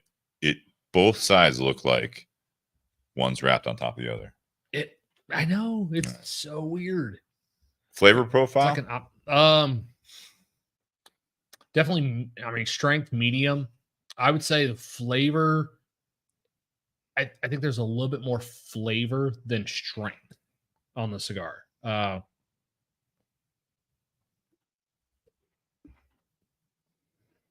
Not a whole lot of spice to it. No. More your earthy tones, but not like Cameroon tones, but just what you expect, like an earthy cigar. Little on the dry side, not much, just a little bit towards that dry side. Not. And what's in your glass? The bourbon or the rye? Bourbon. Okay. Are you going back and forth? Cannonball? No.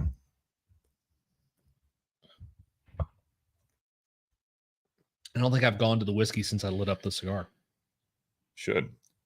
That's what I'm just doing now. We have Seth in the garage now for part 2 here, and going into it. He's ready to roll. He's got the rye in his glass, and he's got a Barbier as well. So I enjoy this cigar because this is, for me, it's a straight medium. This is enjoyable.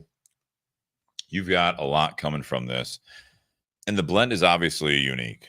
Mm-hmm. Which again, I've been commenting more and more, I feel like, on the recent episodes, that I appreciate big or small companies doing something unique instead of just doing on paper the same shit.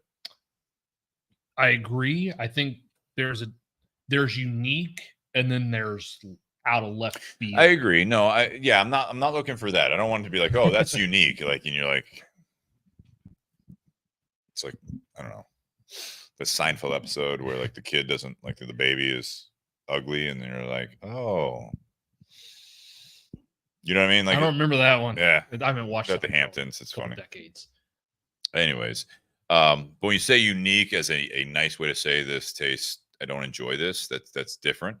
What I'm talking about is that you're blending stuff to try to make it attractive, but it's a unique blend. So it's not going to be in left field, in a sense. But for this one, I'm getting, again, I'm sipping on we're sipping on tonight, but it's like there's a little bit of cedar. There's a little bit of grassiness to it.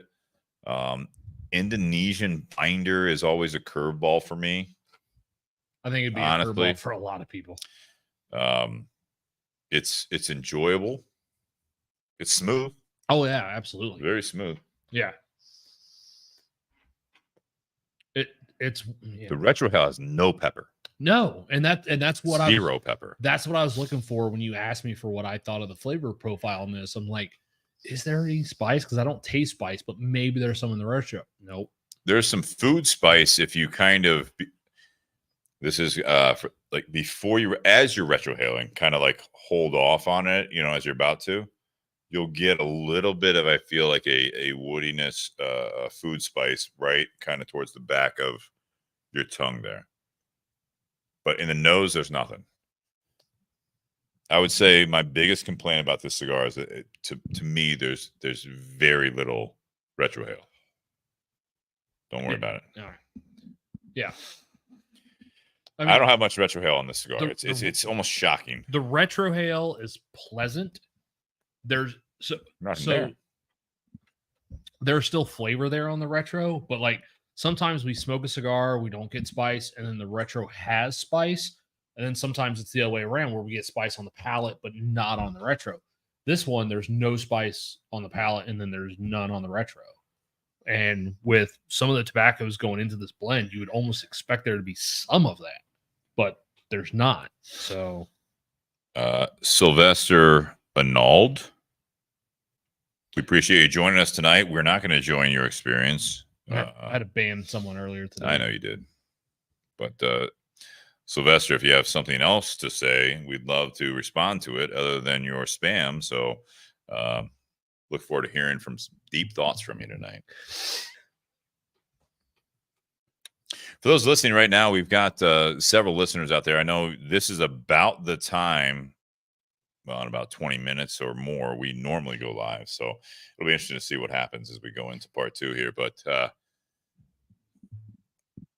we are, Nate and I have decided for at least the rest of the summer, we're going to see how it goes and see what the feedback is. But for those listening live right now, we need some topics from you guys. We have talked about the similar things, right, over and over again for the last 6+ years. And we want to make this show about you guys. So for the upcoming weeks, undetermined amount, we are going to be doing every other Wednesday night. We might have some shows sprinkled in if we have a guest that we want to have on. We enjoy having the guests. We enjoy talking to you guys as well. But this has gotten to the point where we want to get more from you guys. So for those listening live right now, what do you want to talk about? Put it on the Facebook feed or message one of us, but primarily on the Facebook feed. What do you want to talk about tonight on part 2? Because this is, we enjoy doing this show every week. We enjoy talking to you guys. We enjoy hanging out, like even tonight with Brandon from High and Wicked. Fantastic conversation with him. Oh, absolutely. We love doing this, but we want to get this back to a point where if you miss 1 week, you don't really worry about it. We want to get it back to the point where we understand schedules are different, but if there's interest to this show, which there has been, it's actually been on an uptick recently. But this is our Wednesday nights too, and we understand that your Wednesday nights are busy. So just kind of rounding out before we get into the ratings here, we want to have you guys involved in it. We don't want you just necessarily to hear what we have to say. We want to get your guys' topics, questions, and everything else answered from not only us, but maybe some guests and also from the community. So that's all. Do you have anything to say about that? Well, I Any think comments on that, because we enjoy doing this. This is not a negative time here. This is not us signing off for the last time or anything like that. This is, we're still doing this show. This has gotten to that level of value of time for everyone. Yeah. I mean, there's that. And then there's also, I mean, both of us, have very busy lives outside of the podcast. Sure. Well, that's the thing. Everyone has busy lives. So Wednesday nights are not always available. Yeah. I mean, obviously you've got your full-time job. I got my full-time plus a part-time and then do this. Like, this is my one day that I typically have off during the day. I save up myself to be able to do the podcast. You've got... You save yourself up. I've seen your posts on your patio, smoking and drinking. So when was the last time you saw one of those? It'd be last 3 weeks on the patio, drinking, smoking. You have to go back before smoking March. And coffee. It was coffee. Yes, it was. All right. Smoking and drinking, you'd have to go back to before mid-March. Not that long ago, just as a devil's advocate here. Yeah. All right. Thanks. But no, I mean, it's one of those things where, yes, we absolutely enjoy doing this. Part 2 gets repetitive sometimes. So, taking a week off in between, hopefully, more stuff happens in our lives that we can talk about. More stuff happens in your guys' life that you want to talk about. Yeah. Different topics, stuff like that. But then it also provides us a time to spend with our loved ones. You guys to spend time with your loved ones, instead of filling every night with something. Sometimes people need it. I understand that and reach out, but so we're going to get to the ratings here and we'll talk about this. I think that is the topic in part 2 tonight.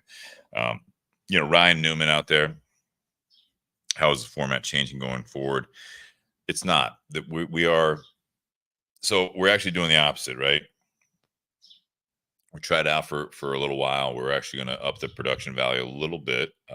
Nothing crazy, but we are going to have a little bit of an audience cam. So if you're in the garage, we will have a camera available for Seth. No, we don't have it set up tonight. He's like, I didn't put my makeup on. But we're going to have Seth started to stand up. We're going to have 2 of these things. So no, Ray, it's not part 2. We're actually trying to hit everyone out there that listens to part 1 on the audio. So, but we are going to be changing a little bit of the format. Won't be crazy, but we're gonna try to invest more in the quality versus the quantity for a little while here. So, and Ray, we don't even know you were in the shower. He was listening to your voice in the shower. No, there is a part 2, Ray. All right. Let's just, Jesus Christ, this is derailed at this point. We're trying to make this a statement for everyone out there. And so, all right, as we round out part 1, a long part 1 here, rating time, whiskey, cigar, and the pairing. It was very nice to have, I'm not going to keep responding to Ray. What are you talking about? I'll go back and listen to the audio there. Ray, love having you on. I know we started early. It was 5 a.m. in Vietnam when he started. So he went out on a walk. I don't know if he made was a point to let us know that. I know. I don't know if he was listening on the walk or anything like that, but I absolutely love I think he set an alarm for us, is what I like to think. I think it's wrong, but I think he absolutely set up an alarm to wake up to start his walk early. So you're welcome that we got you up for your walk. Impact on his life. Yeah, he did not listen to us on the walk. He would have been like walking furiously. All right, Nate, go ahead. Seth, do you want to comment on this? You're just chilling tonight. We need a microphone. We got a microphone out there. All right, you're chilling. All right, Nate, go ahead. So the whiskey we did 2 tonight. It was going to be the High and Wicked. It was going to be the rye first and the bourbon second. The cigar we're smoking right now, we lit up late. It was the H. Upmann Barbier, and we're talking about the pairing as well. So like I mentioned earlier in part 1, I'd had the chance to try both of these whiskeys earlier this month. And honestly, trying them tonight was way different. It's because Brandon was on, or no, do you think it was? I think it's because that the bottles that we had, that the rep brought, had been open since at least the day before. And so they kind of oxidized a little bit. That's not that long, though. I mean, was this the first sips you had that day? The bourbon was the very first thing I drank that day. Rye second? Or it was the bourbon, then the cask strength bourbon, and then the rye. Did you like the person pouring the bottles? No one's listening. Yes. Okay. I like the person pouring the bottles, but they all, when I drank them that day at work, they all tasted dusty and stale. Not tonight, though. Not tonight. Tonight, they were much more enjoyable. I got much more flavor out of both products. Wow. Than I did before. Wow. Which I think is helpful going forward, especially working in retail where I have to sell these products. Dust off your bottels there, everyone that's sitting there for a while. I know Brandon didn't actually really say a whole lot, but I do this sometimes when I've had, even when it's like down to here, before I pour it, I do. Yeah. Just 1 or 2. Oh, yeah. That's it. Just move it around a little bit. You know what I mean? We'll do that at the store with some of our wine bottles, too. It literally says it on the rye. I don't think it says it on there. Is that some cloudiness may occur. That's because straight up. But there's a lot of whiskeys that'll say that because of the filtration. I know, but I'm saying like just give it a 1 over. Yeah. But no, I definitely enjoyed these products much more today. I got a lot more flavor out of them, different flavors than I did before. Yep. But any day I get to start my day by drinking 3 different whiskeys. Like it's like, oh, that's a good day. It's first sign, man. You gotta be careful with that. Okay. That was all I drank that day. At work. At least it wasn't before work. Yeah, it was at yeah. That You would get paid for it. That's different. I feel yeah, like, that would be a problem. honestly. That would be a problem. But no, I definitely Of course enjoyed it would be a these. problem. I was surprised by both. Good, bad. What are we thinking? Good. Like 91.9 on the rye, I was expecting way more spice than what I got. And this being a high rye, there are some brands out there that do high ryes that are in that 30 to 39%. This one's a 39 that I don't normally enjoy. And even though I'm not an Islay Scotch enthusiast, I like Scotch. Islay's not necessarily my go-to. I was able to pick that up on the finish. Yeah. On the bourbon is kind of having that peated, smoky finish. And, and like I said, I may not, Islay Scotches may not necessarily be my go-to, but last year I got to try a Scotch called Octomore, which is the most heavily peated Scotch on the market. Yeah. And it was freaking delicious. So, okay. As long as you're doing it right, like, yeah, I'll absolutely enjoy it. I think the bourbon had more complexity. I think the rye was actually a little bit more balanced for my palate. And so it's kind of hard to pick a favorite between the two. Like this one's just super enjoyable, balanced, and I'm pointing at the rye for the people listening on the audio. Yep. Balanced, very enjoyable, not a lot of spice, that nice little kind of minty eucalyptic finish on the back end. The bourbon, much more complex, more of a journey with the flavor profile on that one. Like I said, finished a little bit like some Islay single malt whiskeys. So they each have their merits. It's kind of hard to pick between the two, so I'm just going to give both of them an 8. Okay. and go with that. The cigar, cigars definitely, it's enjoyable. I'm about halfway through. Not a lot's changed in the cigar, so I feel like this is a cigar that is more one-dimensional, which is fine.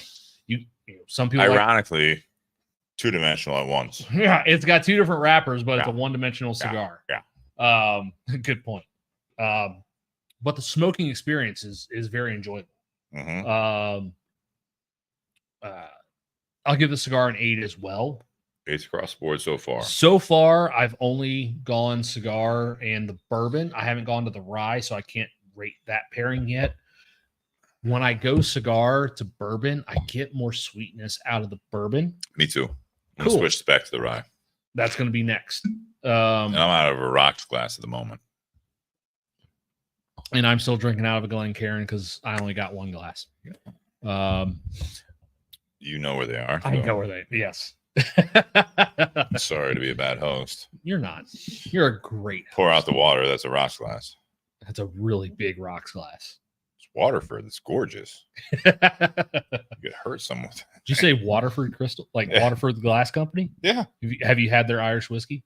No. All right. Pairing. Jesus. Going cigar. Jingle some keys over here. I'm not Dan. Going cigar to the bourbon, I actually give that pairing an 8.5. Like I think the cigar elevates the bourbon. With you, man. With you. This was fun for me tonight. I mean, this was great. The interview with Brandon, Seth, you missed it. Yeah, you were listening earlier a little bit. I know now that you're in the garage, but I mean, for those that have been listening since the beginning, great interview. I could already tell he was going to be a great interview because he had the headphones on. He's in his home bar and all this stuff, and I felt like he was ready to go. And then he said, "I have another one after this." And I'm like, dude, this dude he's ready. He's ready. He had some coffee or whatever else before that, maybe an 8-ball, whatever. But no, he was great, and he didn't sell this company to me. It was really interesting to just listen to this really, and I don't know if Nate, you agree or not, but he never really sold the product. It's not his job. He didn't really boast about it. He was just all factual. It's just, honest conversation. I'm behind this and all this stuff. At no point did he talk it up. Like, oh, we've got this award, Like and in this a medal, salesman way, trying to like get you, like, let's get you everyone excited about it. It's like, no, we're talking about it. He was, in his own words, he was nerding out about it. I really enjoyed that. So the rye was interesting. I'm going back to that right now. I haven't had another sip of that. I think I'm more of a fan of the bourbon because of, if you guys were listening earlier, it was definitely an up and down. Justin Turner, I did say that, but I didn't say that. I was kidding. He was not that hyped up. He didn't have an 8-ball. I was just saying he was very, very upbeat about it. He was very he knows what he's doing. Yeah. He knows what he's doing. He enjoys talking about it. It was a joke about the 8-ball thing. He wasn't that excited. You know what I mean? But I'll give the whiskey, you did 8s across the board. I'm going to give it 8.5 across the board. I would say probably the rye, it is a curveball for a lot of people. So I'm going to give it probably 8.25. The bourbon, actually, I'll do an 8.75. So across the board, I'm 8.5. And that almost tracks with how you and I usually are. I usually Yeah. favor rye. Yeah. You favor bourbons. There's been one exception to that. Mm-hmm. But like this rye is confusing, but I really, they were both great, but for both vastly different reasons. Yeah. And I gotta say, this is one that if you did a quiz on me, I'd say this is the bourbon, that's the rye. I 100% agree. Yeah. Because of the spice that the bourbon has, and we didn't even talk about the mash bill. Right in the middle. No, we did. You said earlier 61. No, 51. It's 51 corn, 39 rye, 10% malted barley. Whereas the rye is a 91.9. Yeah. This is 51, so just barely enough to be legally classified as a bourbon. So cigar for me, solid 8.25. This is an enjoyable smoke. It's more complex. It punches above the price point, in my opinion, based on construction, what you're getting from it. This is coming from Altadis. H. Upmann is the name on it. The Barbier. They are keeping this price point competitive. And again, you've got Ecuadorian Connecticut, Ecuadorian Sumatra wrapper leaves. You've got an Indonesian binder. And you also have Dominican, Nicaraguan, and also an undisclosed broadleaf for the filler. So this is a complex blend of tobaccos. And they could have put a different label on this. This reminds me of a, like I said, not necessarily a farm roll to an essence, but it's just the construction of it. It's got this easy feel to it. It smokes easy. There's a nice blend there. I was going to piggyback off that. I think this was the right brand to do this cigar under. I don't know. I don't think this cigar would be successful under the Monte Cristo label because I don't think it's necessarily as high end as what the Monte Cristo label requires. No, I get what you're saying. Yeah. And I think if it would have been under the Romeo label, it would have just come across as cheesy. They've done their own thing. Romeo had a Reserva Real, Nicaragua, Midnight Oil, or Midnight something. Not Midnight Oil. That's Asylum. Was there a Book of Love? That was that a barber pole? Yeah. So, anyways, I think it's a really nice medium cigar, easy smoke. The pairing, I think we did well tonight. This cigar actually has just kind of gone along with the two different bottles. This cigar has done well. These different bottles, the rye and the bourbon, have they've actually, I think, carried the show a little bit. So I think that was the whole thing. Having smoked this cigar before, I think this Barbier, I was hoping that it would be able to hold up to, looking at the proofs of these bottles and everything else, is I think that it would absolutely. All right, stop dealing with scammers, man. I'm looking at you. I'm talking now. Interaction here. Jeffrey John, go fuck yourself. Just say that. Just go fuck yourself. GFY. Whatever. I have said that before in the past, and I got in trouble for it. Jeffrey John, stop. No one wants this. No one wants you. Like, just go away. Stop. Just disengage. All right. Disengage. Justin Turner's got your back. Jeffrey John, your mom's. That's offensive. I say never bring a mother into this. All right. You know what I mean? All right. Let's round this out here. Thought it was good pairing. I don't know if I gave it a rating at this point because I got distracted here, but I don't think you did. I don't think you gave the pairing 8. rating. Okay. Give it an 8. I think it went well all the ways together. I think the cigar was supposed to be it's interesting with having Brandon on. If you guys listened since the beginning, this was the control, right? As we lit this up, this was the control. This was supposed to be just this kind of neutral, smokes well and all that stuff cigar. But I don't want to discredit this Barbier because I think this is actually a fine cigar and it's underpriced. Hopefully H. Upmann and Altadis is not listening that they raise the price, but I think that's where we're at. Guys, happy Whiskey Wednesday. Thanks for tuning in early. We're about to go to part 2, as we normally will start the show. Shit. Yeah, you see, you're so worried about this. I'll block him in a second. Jeffrey John, no one likes you. And to Justin Turner's point, maybe your mother doesn't, but I don't want to say that because, that's how serial killers are born. Cheers, guys.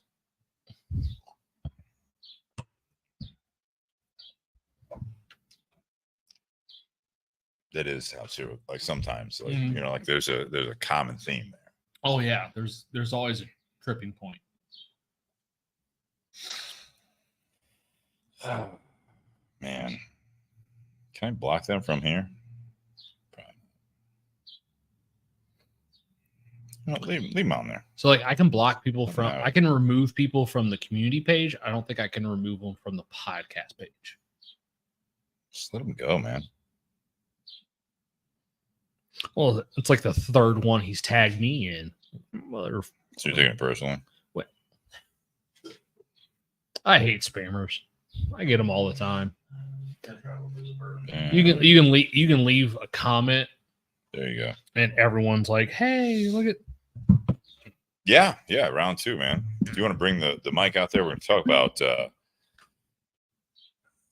how great Tyler Jones is. Absolutely not. No, that's a terrible topic. Kristen would appreciate it because we'll be done by the time she gets home. There's a topic right there, everyone.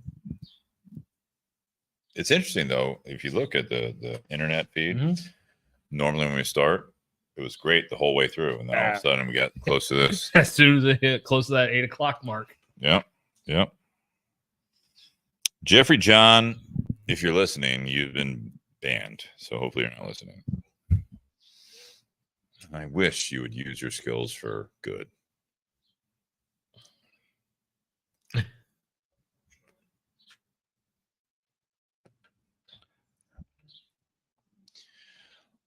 Welcome back to the Bourbon and BS podcast page. Jesus, that's not right. I look down, someone says that. Welcome back to the Bourbon and BS podcast, part 2. No. Give it a second. Oh, I'm not allowed to do the intros. Go ahead. No. Oh, I'll give you No.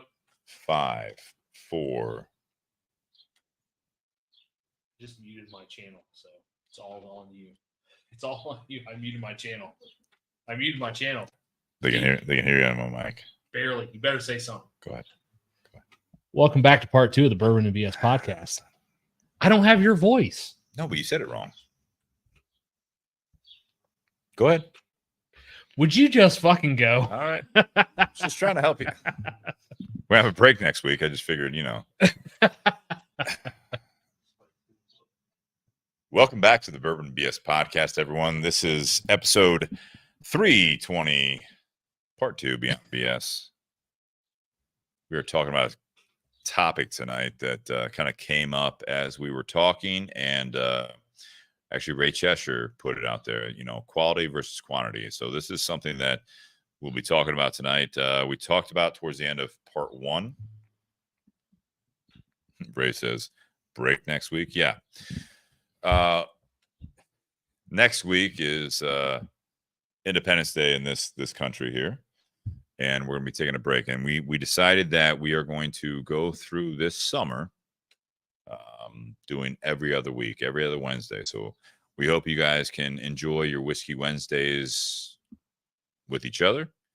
The Bourbon and BS podcast. The community page is going to be available for anyone that wants to do group stuff or anything like that. But we're going to do a show every other week because we are looking at this now 6+ years into it, that we want to make sure that the content that we are putting out, we're going to reset a little bit. We want to have some guests on there from the bourbon area. We're going to have at the cigar area, and everyone else out there. We're going to miss you guys on the Wednesdays that we're not on, but we want to actually see where we can go with this, doing it every other week. So we won't be on next week, but the following week we're going to be on, and so on. So we're going to talk tonight about quality versus quantity. I do want to thank our sponsors out there. First and foremost, you guys, patreon.com/bourbonbs podcast or Venmo @bourbonbs. There's several ways you guys can actually contribute to the show financially, and we appreciate everyone that does that. So going forward, we have decided that we are going to shift gears a little bit, put a little bit more money into this show, and maybe upgrade the streaming, not only the quality. I know Facebook has some parameters on that, but hopefully we'll be in 1080p instead of 720. And we're going to have another camera in the garage. So when it's just Nate and I, it might be a little bit different format in here. If we have some guests in the garage, we'll get them on camera. We're going to upgrade this a little bit. And we appreciate all of our guests like Brandon tonight from High and Wicked for doing what everyone's used to seeing on TV right now, is a couple screens on their TV or whatever they're watching. So yeah, please continue to support the show. We appreciate that.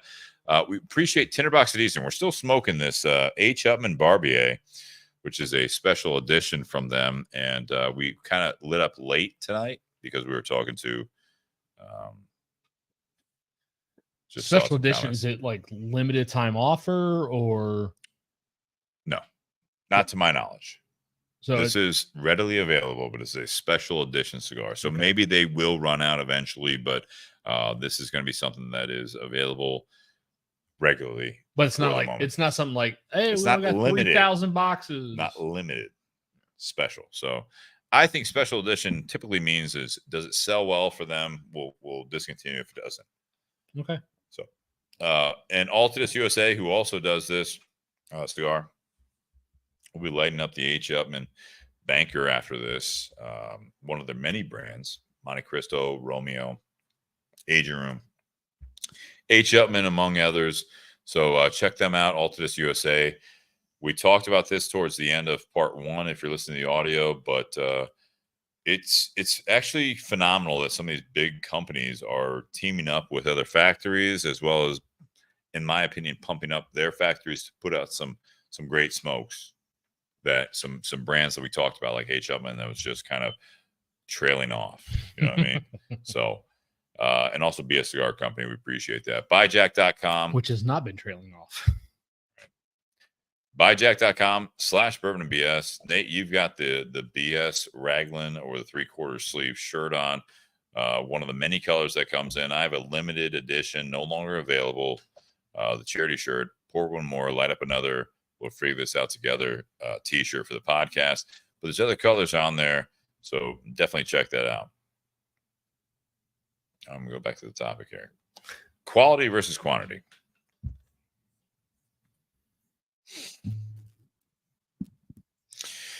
I'm looking at some of the comments here.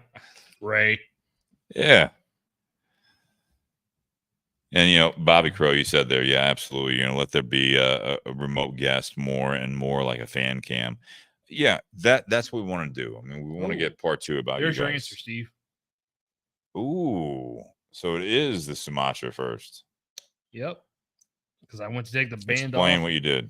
So I went to take the band off of my cigar because earlier in towards the end of part 1, we were trying to figure out, is this a true 2 wrapper leaves layered over top of each other, or is it one wrapper leaf and then a strip cut of the other that was then barber pulled around? And if it was that one, which one?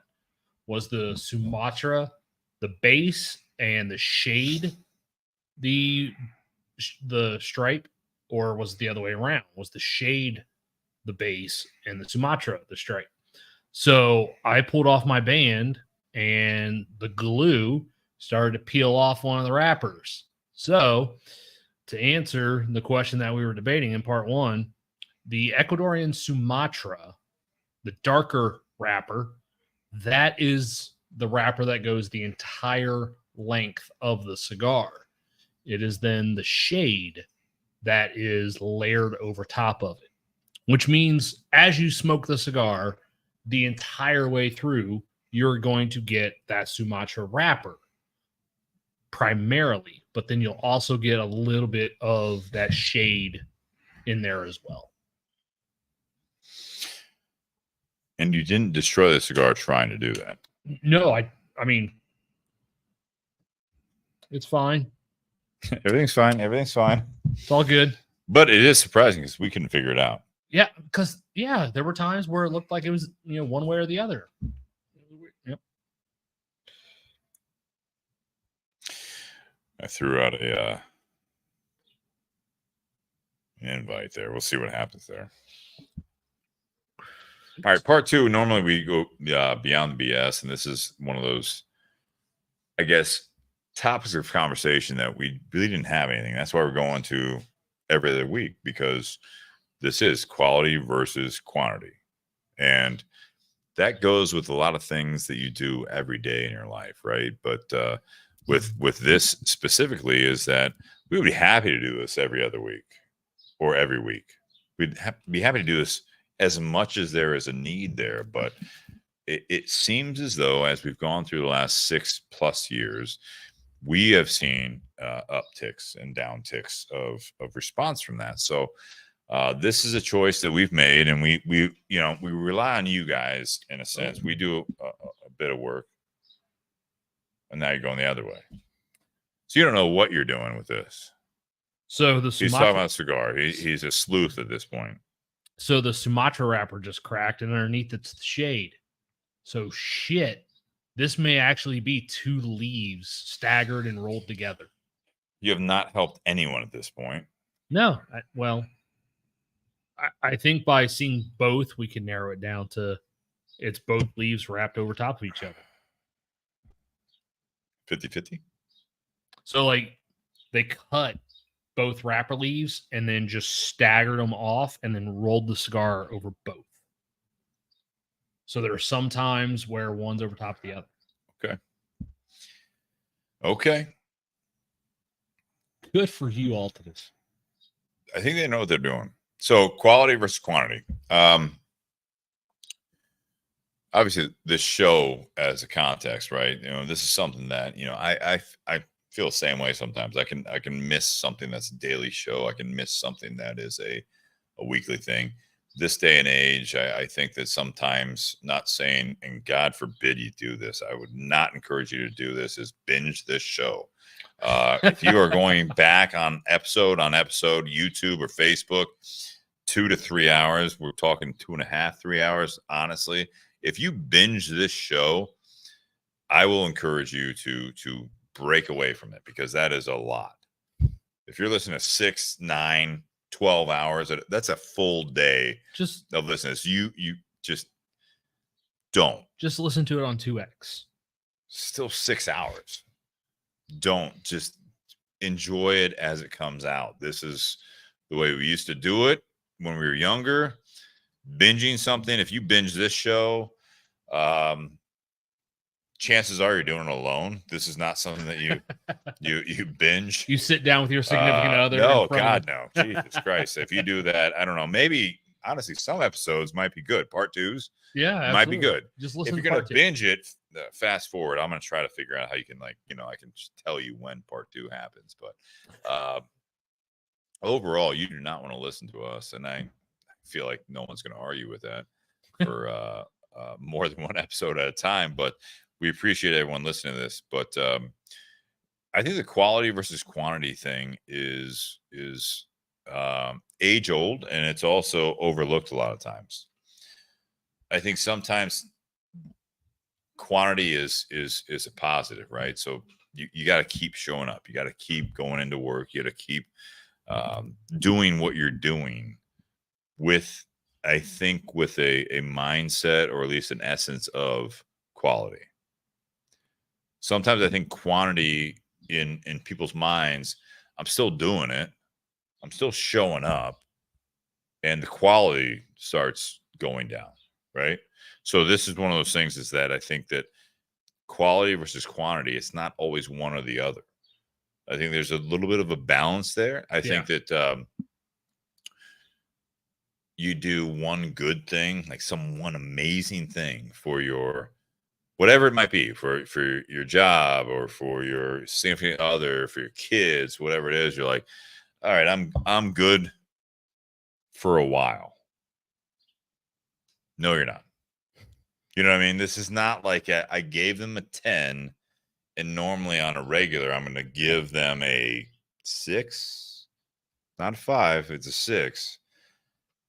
But that 6 wears out real quick, right? So if you give them a 10 out of 10, and it's hard to give a 10 out of 10 all the time, it really is.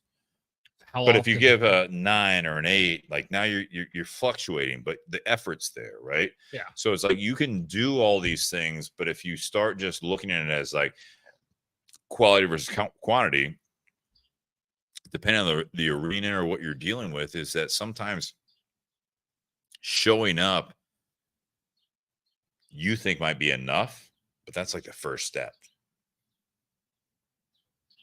Have you experienced that?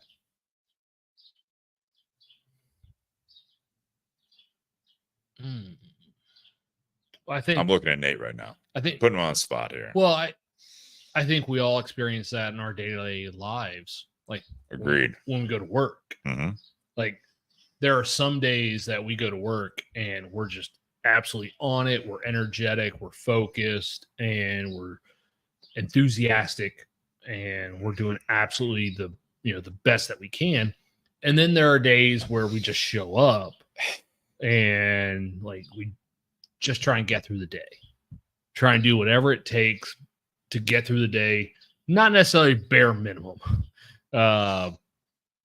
but there's some effort that's lacking because, certain life circumstances, maybe our head's just not in it that day, that week, whatever it is. Like, we all have those times where we go up and down with jobs, with hobbies, whatever it is, where there are times that we're super passionate and 100% engaged and focused, and then there are times where we're like, you know what, I just don't feel like it today, but it's what I normally do, so I just gotta do it. I just gotta show up and just do the job. There's difference. You say that, do the job. That is also, do the job, and there's do the job great. Right, but that is your physical job, or your literal job, your literal job. That is taking care of yourself. That is engaging in your relationships. All of these things, what you said is very impactful to me, because that is not just your job. Oh gosh, no. So that it translates. Expand on that, because I think you actually hit some great points there. Yeah, I mean, yeah, there's many aspects of our lives where, and sometimes it can fluctuate. Sometimes you have the stretch where you're putting all your energy and focus into your job and doing everything you can there, and then you go home that night and you're just completely drained and exhausted, and you don't have the energy or anything to just give into your relationship at home or your home life, whatever that may look like. And then there's times where it's the opposite, where you're, everything's great at home and you're doing all this stuff at home, and then you go to work and you're like, man, I'm at work, I'm not at home. Like, I was happier at home, but I have responsibilities to be able to do my job that provides for my home. And so sometimes there's this, ever going shift between the two as to what gets priority.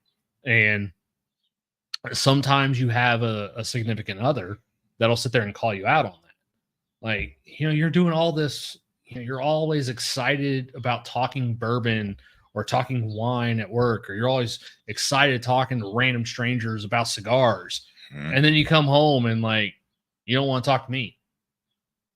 And then there's times where it's the other way, where, you're spending so much time and effort at home that you don't have anything else left to give when you go to work. Yeah, and so it's like, well, I don't have any effort to give at work, but the work is what pays the bills to support the home life. So like, what do you prioritize between the two? And, obviously it's just one of those things that sometimes people struggle with, like, because you can't give 100% all the time across the board, because you're just going to get exhausted. What can you give though? You can give whatever you have available at the time. Is there a self-realization of quality versus quantity? Oh, absolutely. Do you think people recognize that? People talk right about, away. No. Let me add this to it. Let me add this to it. People, myself included, talk about getting in a rut. Mm-hmm. That's quantity. Mm-hmm. So getting in a rut in life, no matter what the arena is, what part of your life, or just in general, that rut is quantity. It's showing up. But I'm guilty of this too, right? It's like showing up. You feel justified. You're like, at least I showed up, right? At least I'm there. At least I'm waking up. I'm doing what I need to be doing, right? I'm there.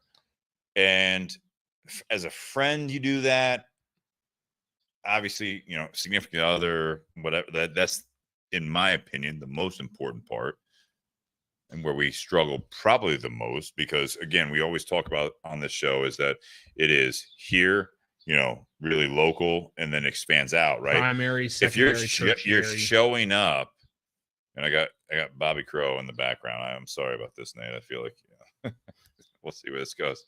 I'll just put him on here, but Bobby, I'm gonna make a point. I'll put you on the screen, but I'm gonna make a point here. All right, so there he is. Look at that smile. He's like, yeah, he knew it was coming. He knew it was coming, right? So we got the community out there. We got Bobby Crow out there. I'm not gonna. But I'm saying, like, this is where it starts, right? You're showing up. Sometimes it starts out here, your job or whatever, and you're showing up, and it comes back inside. But the quantity part, there's certain things in life that showing up is the first step. Quantity is important, right? Yeah. You keep showing up, depending on what you're doing. You keep doing a good job, but that good job part is the variable, right? So the quality is intermixed with the quantity. And this topic is so interesting to me, and I appreciate, not necessarily, and this is amazing to me, having this type of conversation with all you guys out there as we're going into every other week. And this was a very interesting one. This was not the topic going into it, but Nate and I talked about this going into this week, is that it's interesting because when Ray Cheshire commented with this, it was very, very relative, because I think that a lot of things that we do, showing up when we feel like, look, I showed up, I'm here, I'm doing what I need to do. The way you phrase that is different than when the quality is, I'm here, let's go. What are we doing? You know what I mean? Mm-hmm. But that balance is tough. It's not always, and I put it on the screen there, it's versus. It's not always versus. They're not necessarily always competing against one another. They're mixing. Yeah. All right, Bobby, let's go. Can you actually hear me? We can hear you just fine. Perfect. No, I was just updating my laptop, but I think you've done the quantity for over 320 episodes, right? So I don't think it's about quantity. I think where you're taking the step back is going to actually put more to your show. I know that like Ray's a religious, and you have, like Sean and all them that are religious listeners. Yeah, sure. But I think at the end of the day, it's like, if you know what you're going to do is going to bring more quality, and that's what the goal is, I think go ahead and try it.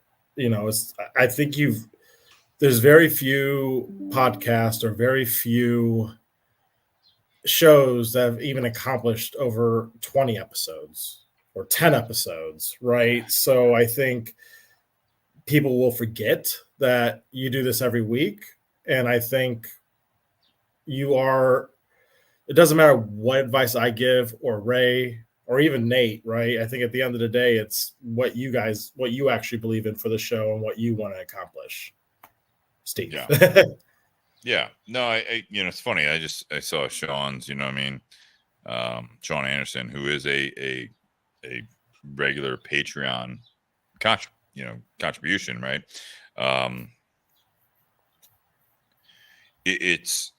There's not anything, and I appreciate it. Sponsors Altadis, I'm gonna talk to them as well. They agreed to sponsor 52 podcasts a year. I'm a firm believer that again, I think that both quality and quantity are very important. I'm not just going to churn out. We're not going to churn out shows that are just there to be there. We can drink whiskey every week, right? You know what I mean? Like, there's a small handful of people that want to tune in, watch us sample a whiskey. We like that, but again, this is our Wednesday night as well. So it's not necessarily just about it's the value of the time for not only us, but also for the listeners, right? So if you feel as though, as a listener, that you can skip a week, if you feel as though going into a job that you can give half-ass that day and just coast by, or if you have that day or several days in a relationship where it's you feel comfortable because you've established things. Now it's oh, you know what? I didn't give everything that day. It's not like when we first dated. It's not like my first interview. It's not like when I was trying to establish a show or podcast. I don't have that strength to really push this forward. Now the quantity is getting up here above the quality. So if anything, you want the quality and the quantity to be up here. For the show, for an example, you want to be doing it every week. We got guests lined up. People are engaged. They're ready to do it. I've got the time. I get these supporters that are yeah, just post what we're going to be smoking and drinking and all that stuff. I'm trying to get through my week, man. I'm trying to, the job that pays me money, you know what I mean? I'm trying to do that, and there's a synergy there for this show with the Tinder Box at Easton. Brian supports the show, not only emotionally, but also financially with the sponsorship with the cigars. Nate takes his time out, drive cross fucking town, come over here. I've offered just stay at your place. We'll do it remotely. He's I'll be over. I'm all right, man, this is great. You know what I mean? But there's all these things that you got to watch the ratio of quality versus quantity. The time with people that are important to you. What is the value of your time, and what is the value of the people that you are trying to spend time with? And you have to, I think that you have to be a constant observer to that. This is everywhere in life. Trying to spend hey, do you want to get together and all that stuff? I'm real busy and all that stuff. All right, fine. There gets a point where you stop inviting people. They stop inviting you. This is where I look at this. This podcast has been a great example for me. I love the support. I love everyone that wants to listen when they're available. And I'm not trying to take that away from anyone. I'm flattered. Nate, I think you might be flattered that people actually listen to us every week. I'm not going to put words in your mouth. Yeah. But Jesus Christ, that's fucking phenomenal.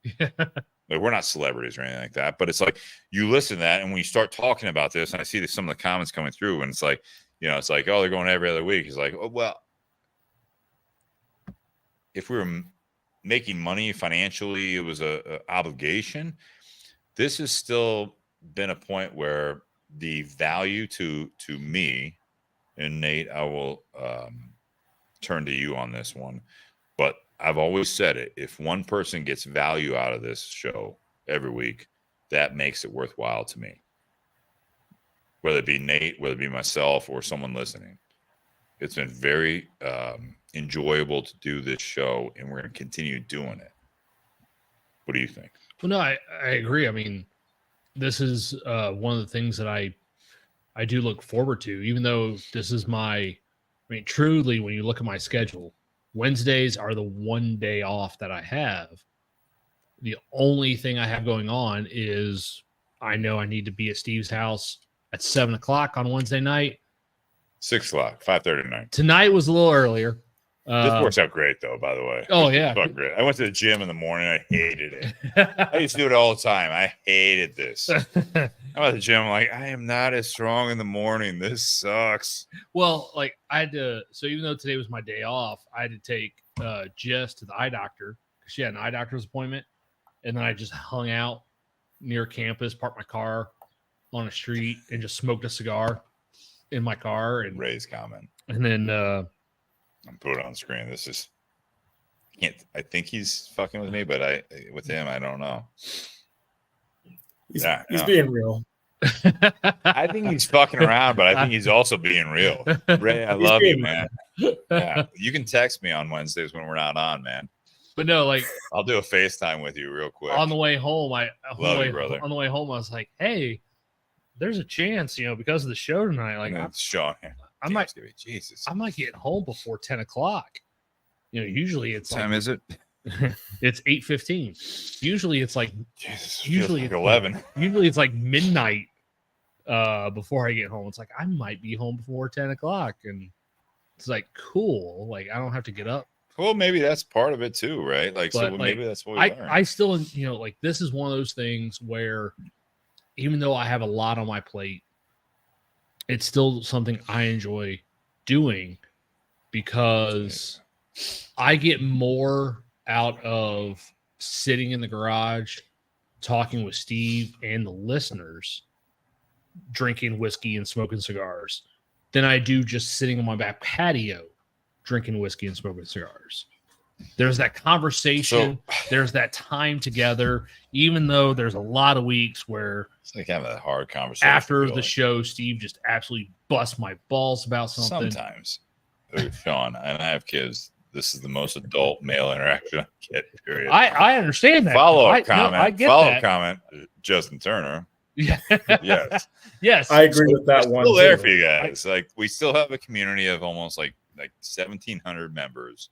We're still doing this. We're gonna be here, and it's for the summer. All right. So, and that's why I said, like, there, any night of the week, if you guys want to, you guys can sit there and do the Facebook room and or Discords and a bunch of you get together and see each other on the screen and talk to one another. Like that's always an option. You don't necessarily have to rely on the us. idea is quality versus quantity, the balance there. But for us, for all you guys listening out there, is that anything you do in life, including this Wednesday night, I don't want to lose any. We don't want to lose any listeners, or especially the ones that are interactive. Oh, yeah, this is something to look forward to. I mean, this is. I appreciate what you're saying. We have the core. We always have the core. I really, Ray saying I feel terribly let down. Not the first time, Ray. Not the last. No, I'm fucking with you. No, this is the ugliest person that is going to let you down in your life right here. All right. So you're doing just fine. And I'm happy that you and Jane had this great trip together. But I got to be honest, we're trying to find that new balance of quality versus quantity. And maybe, honestly, we might actually have an offshoot of this show. We appreciate the loyal listeners, even when I say this in the most respectful way. Just Nate and I on this show, I think of that as a parallel to those times, and this is actually heavier for me. Because I'm telling you guys this, I'm in a great place in my life. Everything. Thank you, Bobby. Chris and I are engaged. We got this whole like next year plan. We're excited about it. Doesn't mean we don't have to deal with everyday shit, but it's like, jobs and everything else, and trying to there's effort there. That's the quality, right? It's like the quantity is always there because it's every day. I'm looking at this to a point where I want more from this with all of us. If it gets back to every week or 3 out of 4 weeks, dude, we've committed a lot of time together that I think we need a reset button to get more out of this. It's Can I not ask just a thought on What's that, that? though? I was gonna say, like, it's almost like the Dave Ramsey show. Like, you notice how he's trying to retire from his show, but he wants to give the quality to it. And what he did with the quality, though, and I'm not saying like maybe it's Nate, but I assume it would be Nate. Like maybe it is like a week that Nate does the show. You know what I mean? If that's Take it the over. case. Fantastic. I just take it over. It's just like you guys Like can the split week it up where- when you the get weeks that. It's all yours, buddy. Yeah, the weeks Let's where go. Steve's gone on vacation. You gotta have your own garage, though. But no, I mean, like seriously, I mean, I Always think part Nate of gives value. I think that both of you guys give value. The fact that it's nice to hear that you're in a great spot, Steve, and you want to give that to your listeners on top of what you're, contributing. I think it's admirable. I think it's pretty awesome. It's actually relieving to hear that. It's been a while since I've listened to a each other whole. a long time, Bobby. Not even just because of the past. It's just seeing. I could just tell. I can look at the video without hearing your voice. I can just tell. I get it. I get what you're saying. I'm trying to keep, stay young, and You're not getting any younger, Steve. I know. I get what you're saying here. But no, I mean, I think that do that. I think if you get better guests or you get more followership just by doing it that way or getting a better plan, why not? See what happens. I think we need to and again, Nate can absolutely, like, on those weeks we're not doing, if he's not doing anything, he wants to do something, that's fine. I think that with this quality versus quantity, and again, we're talking about the show right now, but I will absolutely shove this down your throat, not Bobby, but everyone. But this is the reality of how people deal with life. This is it, man. Yes. Again, quantity versus quality. You get beat down sometimes, but you don't know it gets boring. So now it's a quantity thing. Quality is always really, really the precursor, in my opinion. A lot of times is that quality of life is what you want. This is what you're seeking out. You find it. This is amazing, right? Quantity of life is another fucking day. So you have this way high up, right? Like his fan that he's showing on the camera. And then you have the way far down.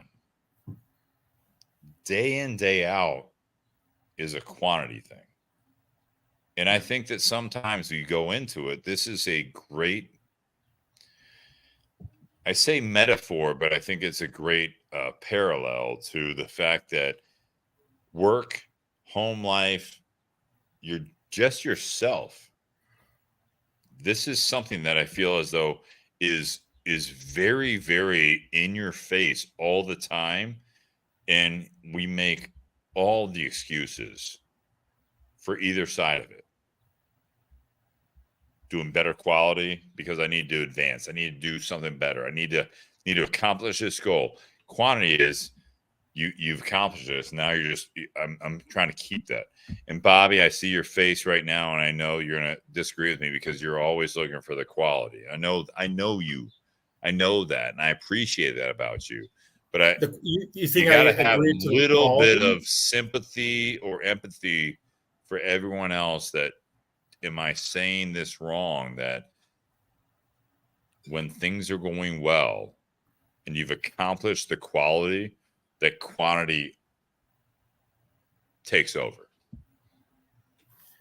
Well, do you think I disagree with that statement, or repeat that? Just what I was saying initially, but I don't think you disagree with what I said at the end. that quality is really what gets you there to seek that. But quantity overrules that.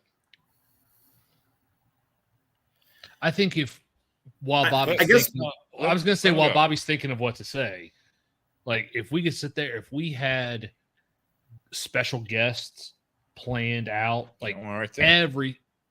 I said special guests planned out, like Bobby's single week. He's special in his own way. People in the whiskey industry and the cigar All due industry. respect. If we had guests, sitting middle chair every single week, that would be a different story.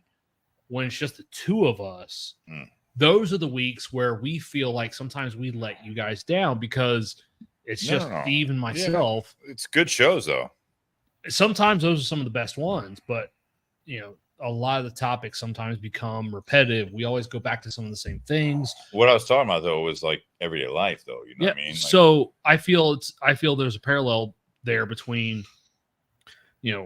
everyday life with your spouse, with cigars, with whiskey. Like, you spend every day with your significant other, but then you go on vacation with your significant other. great time. Like, absolutely. Like, something's different about that time, like either because of where you're at or the things that you're doing. There's something more on the quantity side with that time. Quality. You're still with that person. I know. I say quality. You're spending more. I would quality love for it time. to be quantity. Yes. That I'm at an all inclusive with Kristen, and I'm like, the less 40 quantity, the year. quality time is with you guys. Yeah. For 2 months out of the year, I'll be on the beach. Yeah. No, like you can sit there and spend every day with the same person, at home, but then you go somewhere on vacation with that person and things change. Like something, there's something spiced up about it. You're doing different things. It's not the normal shit, man. It's not the normal stuff going on. You're not doing the same thing. You're not going to work and then coming home. It's, but then again, like if I had a staycation and I was home every single day, by the time that week's over, Jess is sitting there begging me to go back to work probably.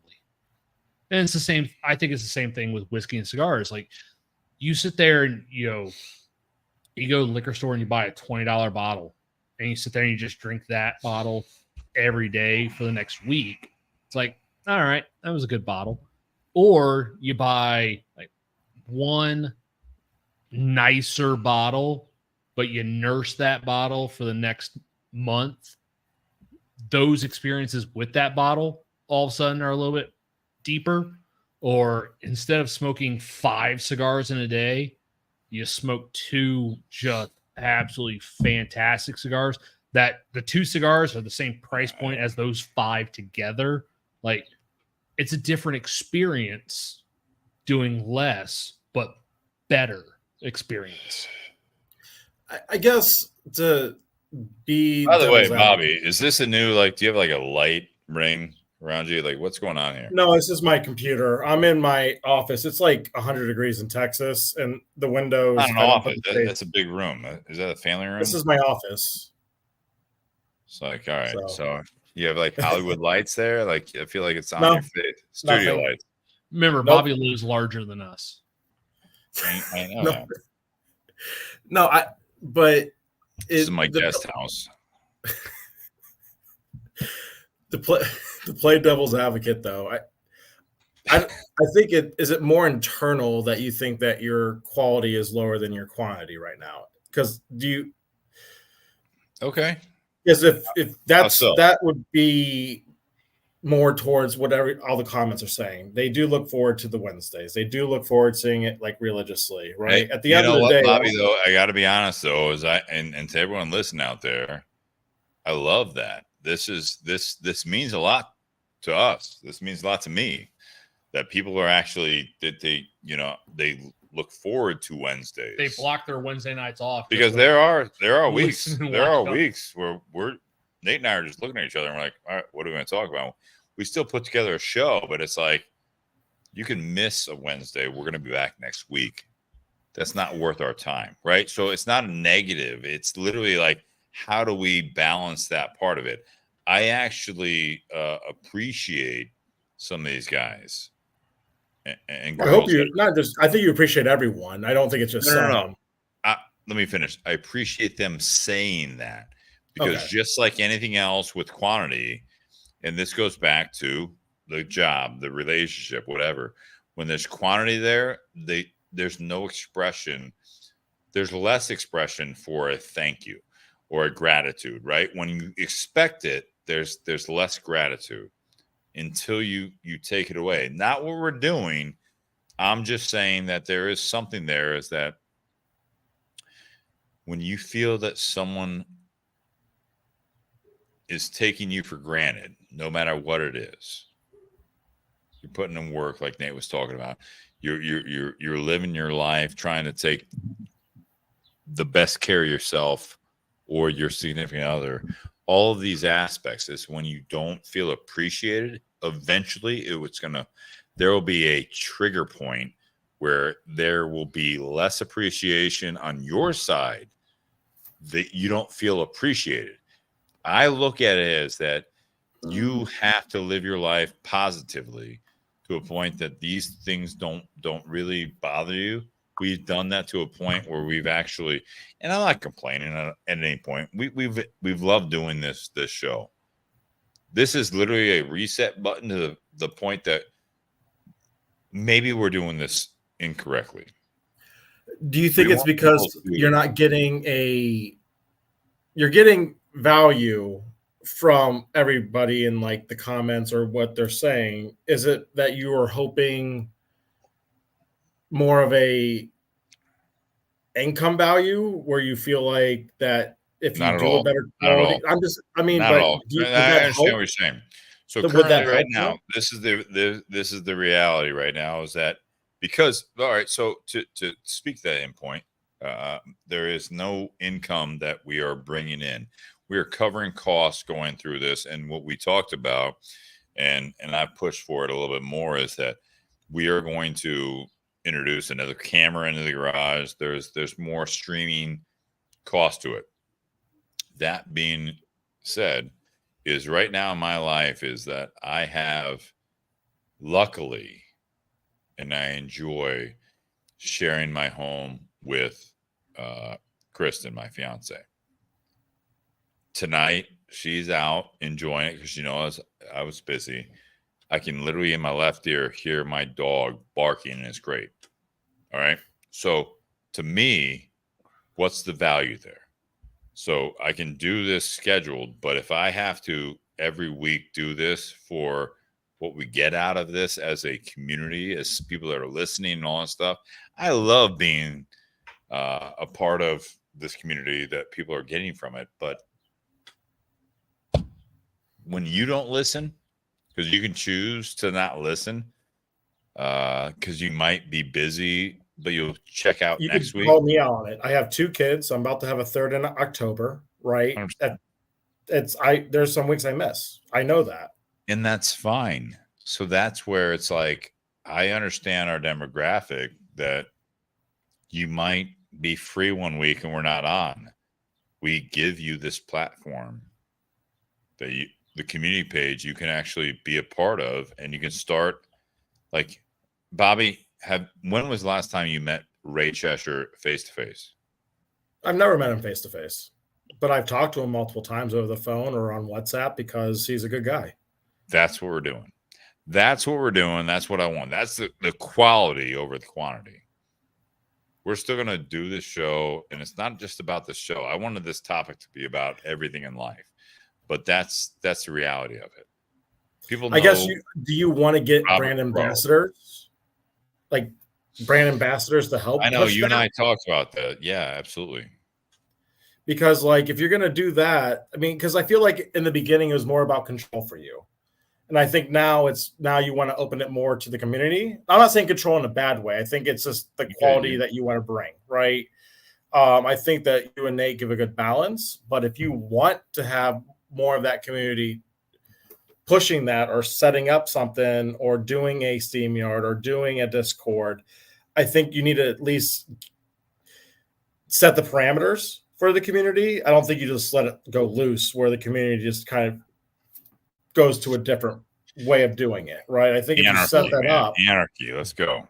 Well, like we've seen though where there have been weeks when we've had someone from a distillery or someone from a cigar company, whether it be a sales rep, sales manager, the master blender, the head of the company, whatever it is, there's more interest and there's more communication and there's more content coming from the listeners, which is absolutely great. Like that's why we want to bring those guests on, is for you guys to be able to interact with them and ask them questions.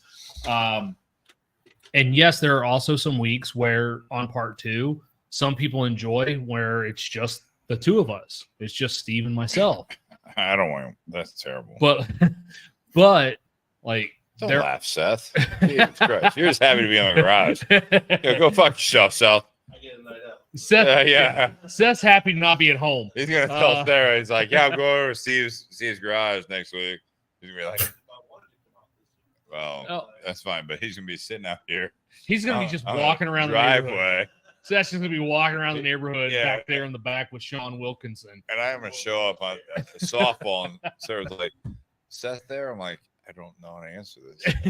I feel yes, I saw him in the ring camera, but no, it's more about not like, at all, Sarah. If you're listening, no. The whole thing with this whole decision is more about like what Steve and I can offer. Like Steve and I can only talk about the same topics for so much before it just kind of gets repetitive and redundant.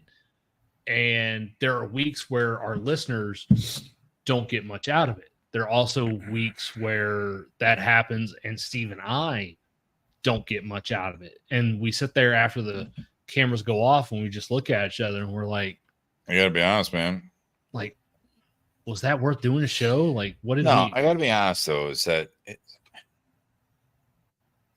when things are going well for yourself, and Nate, things are going pretty well for yourself right now. I mean, Nate looks great. You look like you lost weight. It looks like you've been taking care of yourself. I think that. Thank you. At the end of the day, I think you're both in great spots. I know Nate enjoys what he's doing work-wise. I know he has a great relationship with Jess and all that. I think at the end of the day, when you start reflecting and you're having good high points in your individual lives, and you kind of feel like maybe you're not touching the quality that you want in the podcast, it gets to a standstill, right? And I think that might be. That's why maybe you're noticing those little nuances more, because at the end of the day, if I give this quality to my relationship, my work, my best friend, your best friends, Nate's doing the same thing. Hey, Bobby, actually, the last several weeks, our views have gone up because Facebook actually has changed views and what was it called? Views versus something else. Yeah, you had sent it to me. Like, hey, Sean, I'll start. I'll be more devil advocate, okay, guys. I will. I know that you don't like me agreeing with them, but I'm in a different place where I want to agree with them. Yeah. Sean's comment. Oh.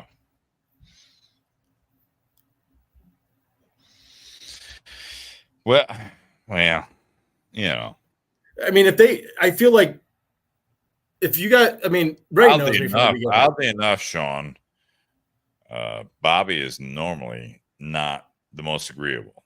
No. Oh God. We're talking facts right now. And that it was really interesting. Bobby usually just recently it was views versus plays. Plays are the old school views. So we went from overnight. We had the views were 2 to 5K. Yeah. Several years ago, we were like, when we would finish an episode, we would finish around 1,500. So what happened was recently, and I'm an admin, and Nate didn't see this, but they started actually showing the plays, and now we're all of a sudden 1, 2, 3K views or plays, excuse me, and the plays are like the old school, like 5 to 30 second plays. It's people that are actually checking it out. Now we've gone way up. This has been a big part of our reaction to this is that, and I think this, I'm not going to get too deep here, but we'll go surface level here, is the reason that we've been talking about this is that every week doing this, there's less value of the quality of doing that. There's not a dip in the view of the quality that we do every week. Participation from the audience. It's the simple fact that they're on every week. This person's here every day. They're this is just my life. They're part of it, right? The quality gets diluted by the quantity. It's like it was exciting at first, but now it's every week on the podcast. It's every day on the relationship. It's every day on the job. It's all the time. It's the quantity actually starts smothering the quality on both sides of that scenario. I'm still in. I'm still doing this. Oh my God, you're always into it. Jesus Christ.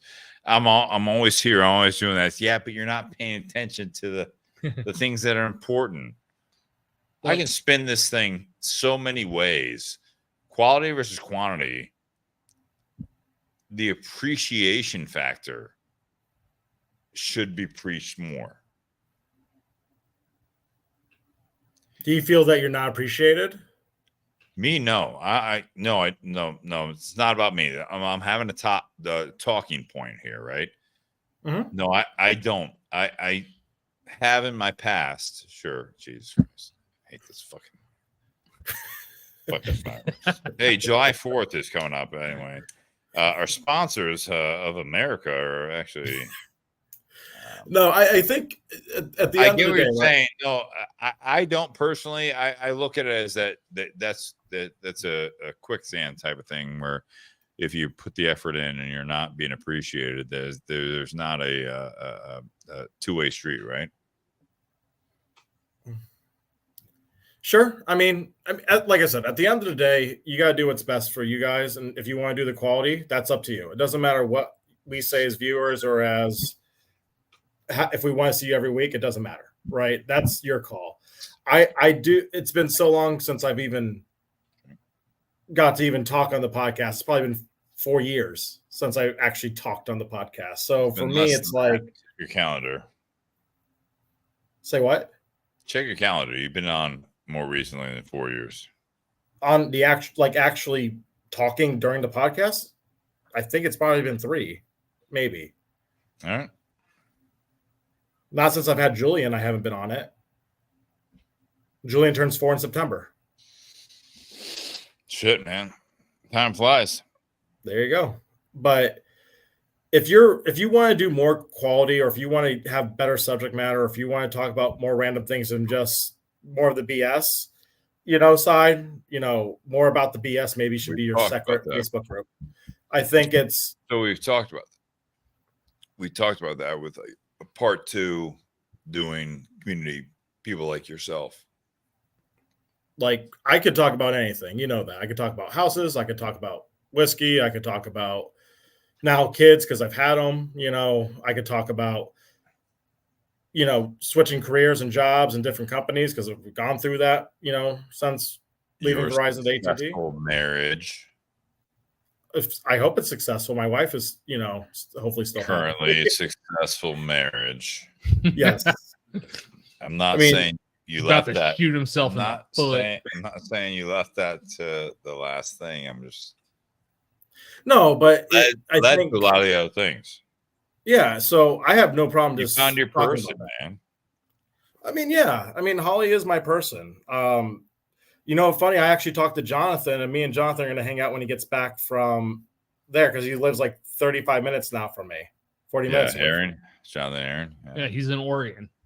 Yeah. So, like, at the end of the day, it's like, I get it. My quality time and what I need to do is with my family, my friends, and myself. So what do you, if you had a vote on, as we enter into this USA starting tomorrow, the debate process starts. Thursday. Yeah, it's going to be a fun one. The unofficial debate of the debate. Okay. Calm down. This is the preseason game that absolutely just catapults all the shit.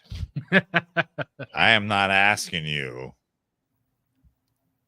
but knowing that with your family and everyone else is like, do you play the game consistently, or do you wait till something is mushrooming and then you react to it? I need a better, I mean, it's very vague. I guess for me as a normal person, I'm very reactive. So typically, that's why I asked you a question. Yeah, I'm more reactive to what I see. I think. But you're loyal. I guess loyal to who then? What am I loyal to then? Let's play that game. What makes you happy, man? And that's why you're in that situation. I'm not sure what situation you're referring to, though. All right. Closing remarks. No, I mean, I guess at the end of the day, it's okay. No, it's okay, man. You've had a great last 10 years? 8? To what? With who? 4? With you and Holly, man. Me and Holly have been together we've been dating now for 12 years, 13 years. 12? We've been married. Jesus Christ. We've been married. We got married on Kaysen's August 3rd birthday. It was 2018. So we'd be at 6 years. We'd be married. Okay. And then, we'll have our third boy on October 17th. Yeah. So you're taking care of your own, man. You're doing well, man. It's great. So I think at the end of the day, I actually like my job now. I like everything that's happening with my family. I like that. I like where I'm at in life. I'm just happy. I'm a happy person. It's nice to be a happy person.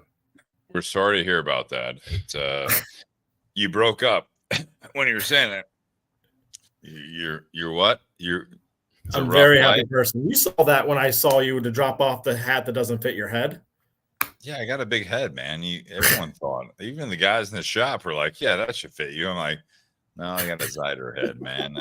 It doesn't fit, man." No, I mean, I've been more choosing to be happy lately. I love that. That's it. Say it again. I've just been choosing to be more happy than versus more reactive in the sense of what actually pains me. God, if I do, that is so powerful. Don't belittle that. That's practically a t-shirt. Say it again. You're choosing what? I'm choosing to be more happy than more reactive. And if I am being reactive, it's more for a joke for myself, where I just don't even like. Thanks for tuning in tonight. Bobby Crow actually hit the nail on the head. He's choosing to be more happy. And go fuck yourselves if you're upset about everything in your life. No, that was huge, man. I'm not trying to belittle that, man. You came a long way. I've known you a long time. You're hitting this, and you are choosing not only to be happy, but and I'll ask you this: are you accepting being happy? Yeah, I am. I mean, why wouldn't I be happy? No, that's a valid question though, because there are a lot of people that can have everything going for them and they're still miserable people. Yeah, but that was me when I was at Verizon, right?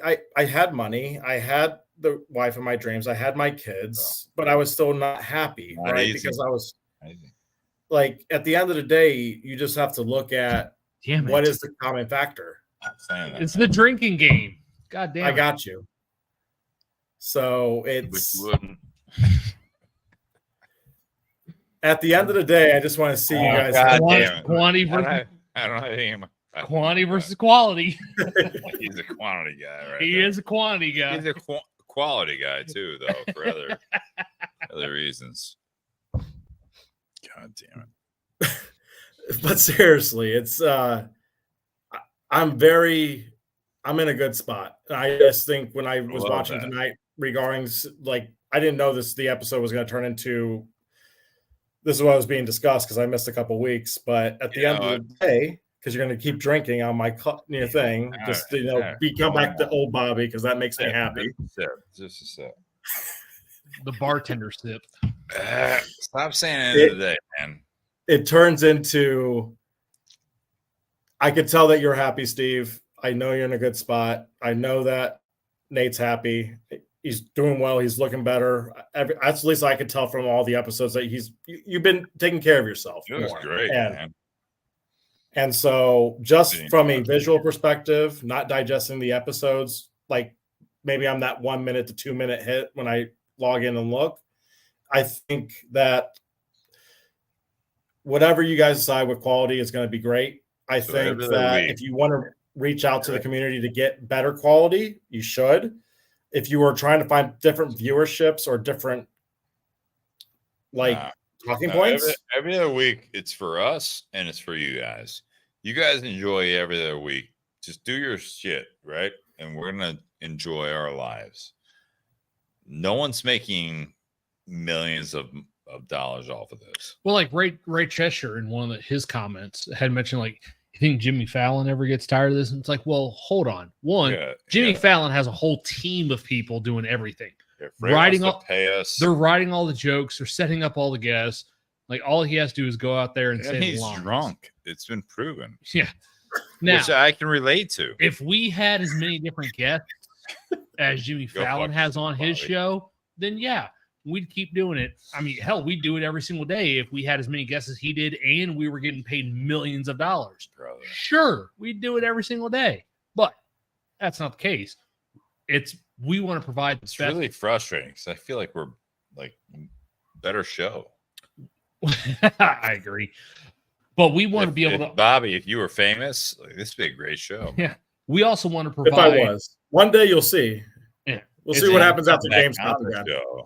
It's not just about providing the best show for you guys. It's also providing the best us for you guys. It's fucking content, man. It's all content. It's all about content. Hey, if you need just a person to stand in and be like me, I'll be happy to join sometimes. It's just up to you guys. There's no other Bobby Crow. Is that a good thing or a bad thing, Nate? Yeah, it's great having you on That's a good tonight. thing. Hey, it's great having you on, Bobby. Great. It's great. Quality over quantity. Oh, it was great having that's you. why I've only been on 3 times. That makes sense. It all makes perfect sense now. Everyone else out there, thanks for tuning in. Been a great show. Next time Bobby's on, we need to have a bottle of Old Crow. I had a roommate in college that did some damage with the Old Crow. It's still out there. Did Jeff Dovitz on there too? Oh. 5'5" Jewish guy. He was a wrecking ball. All right, guys. Happy Whiskey Wednesday. It's early night. Maybe this is the new trend.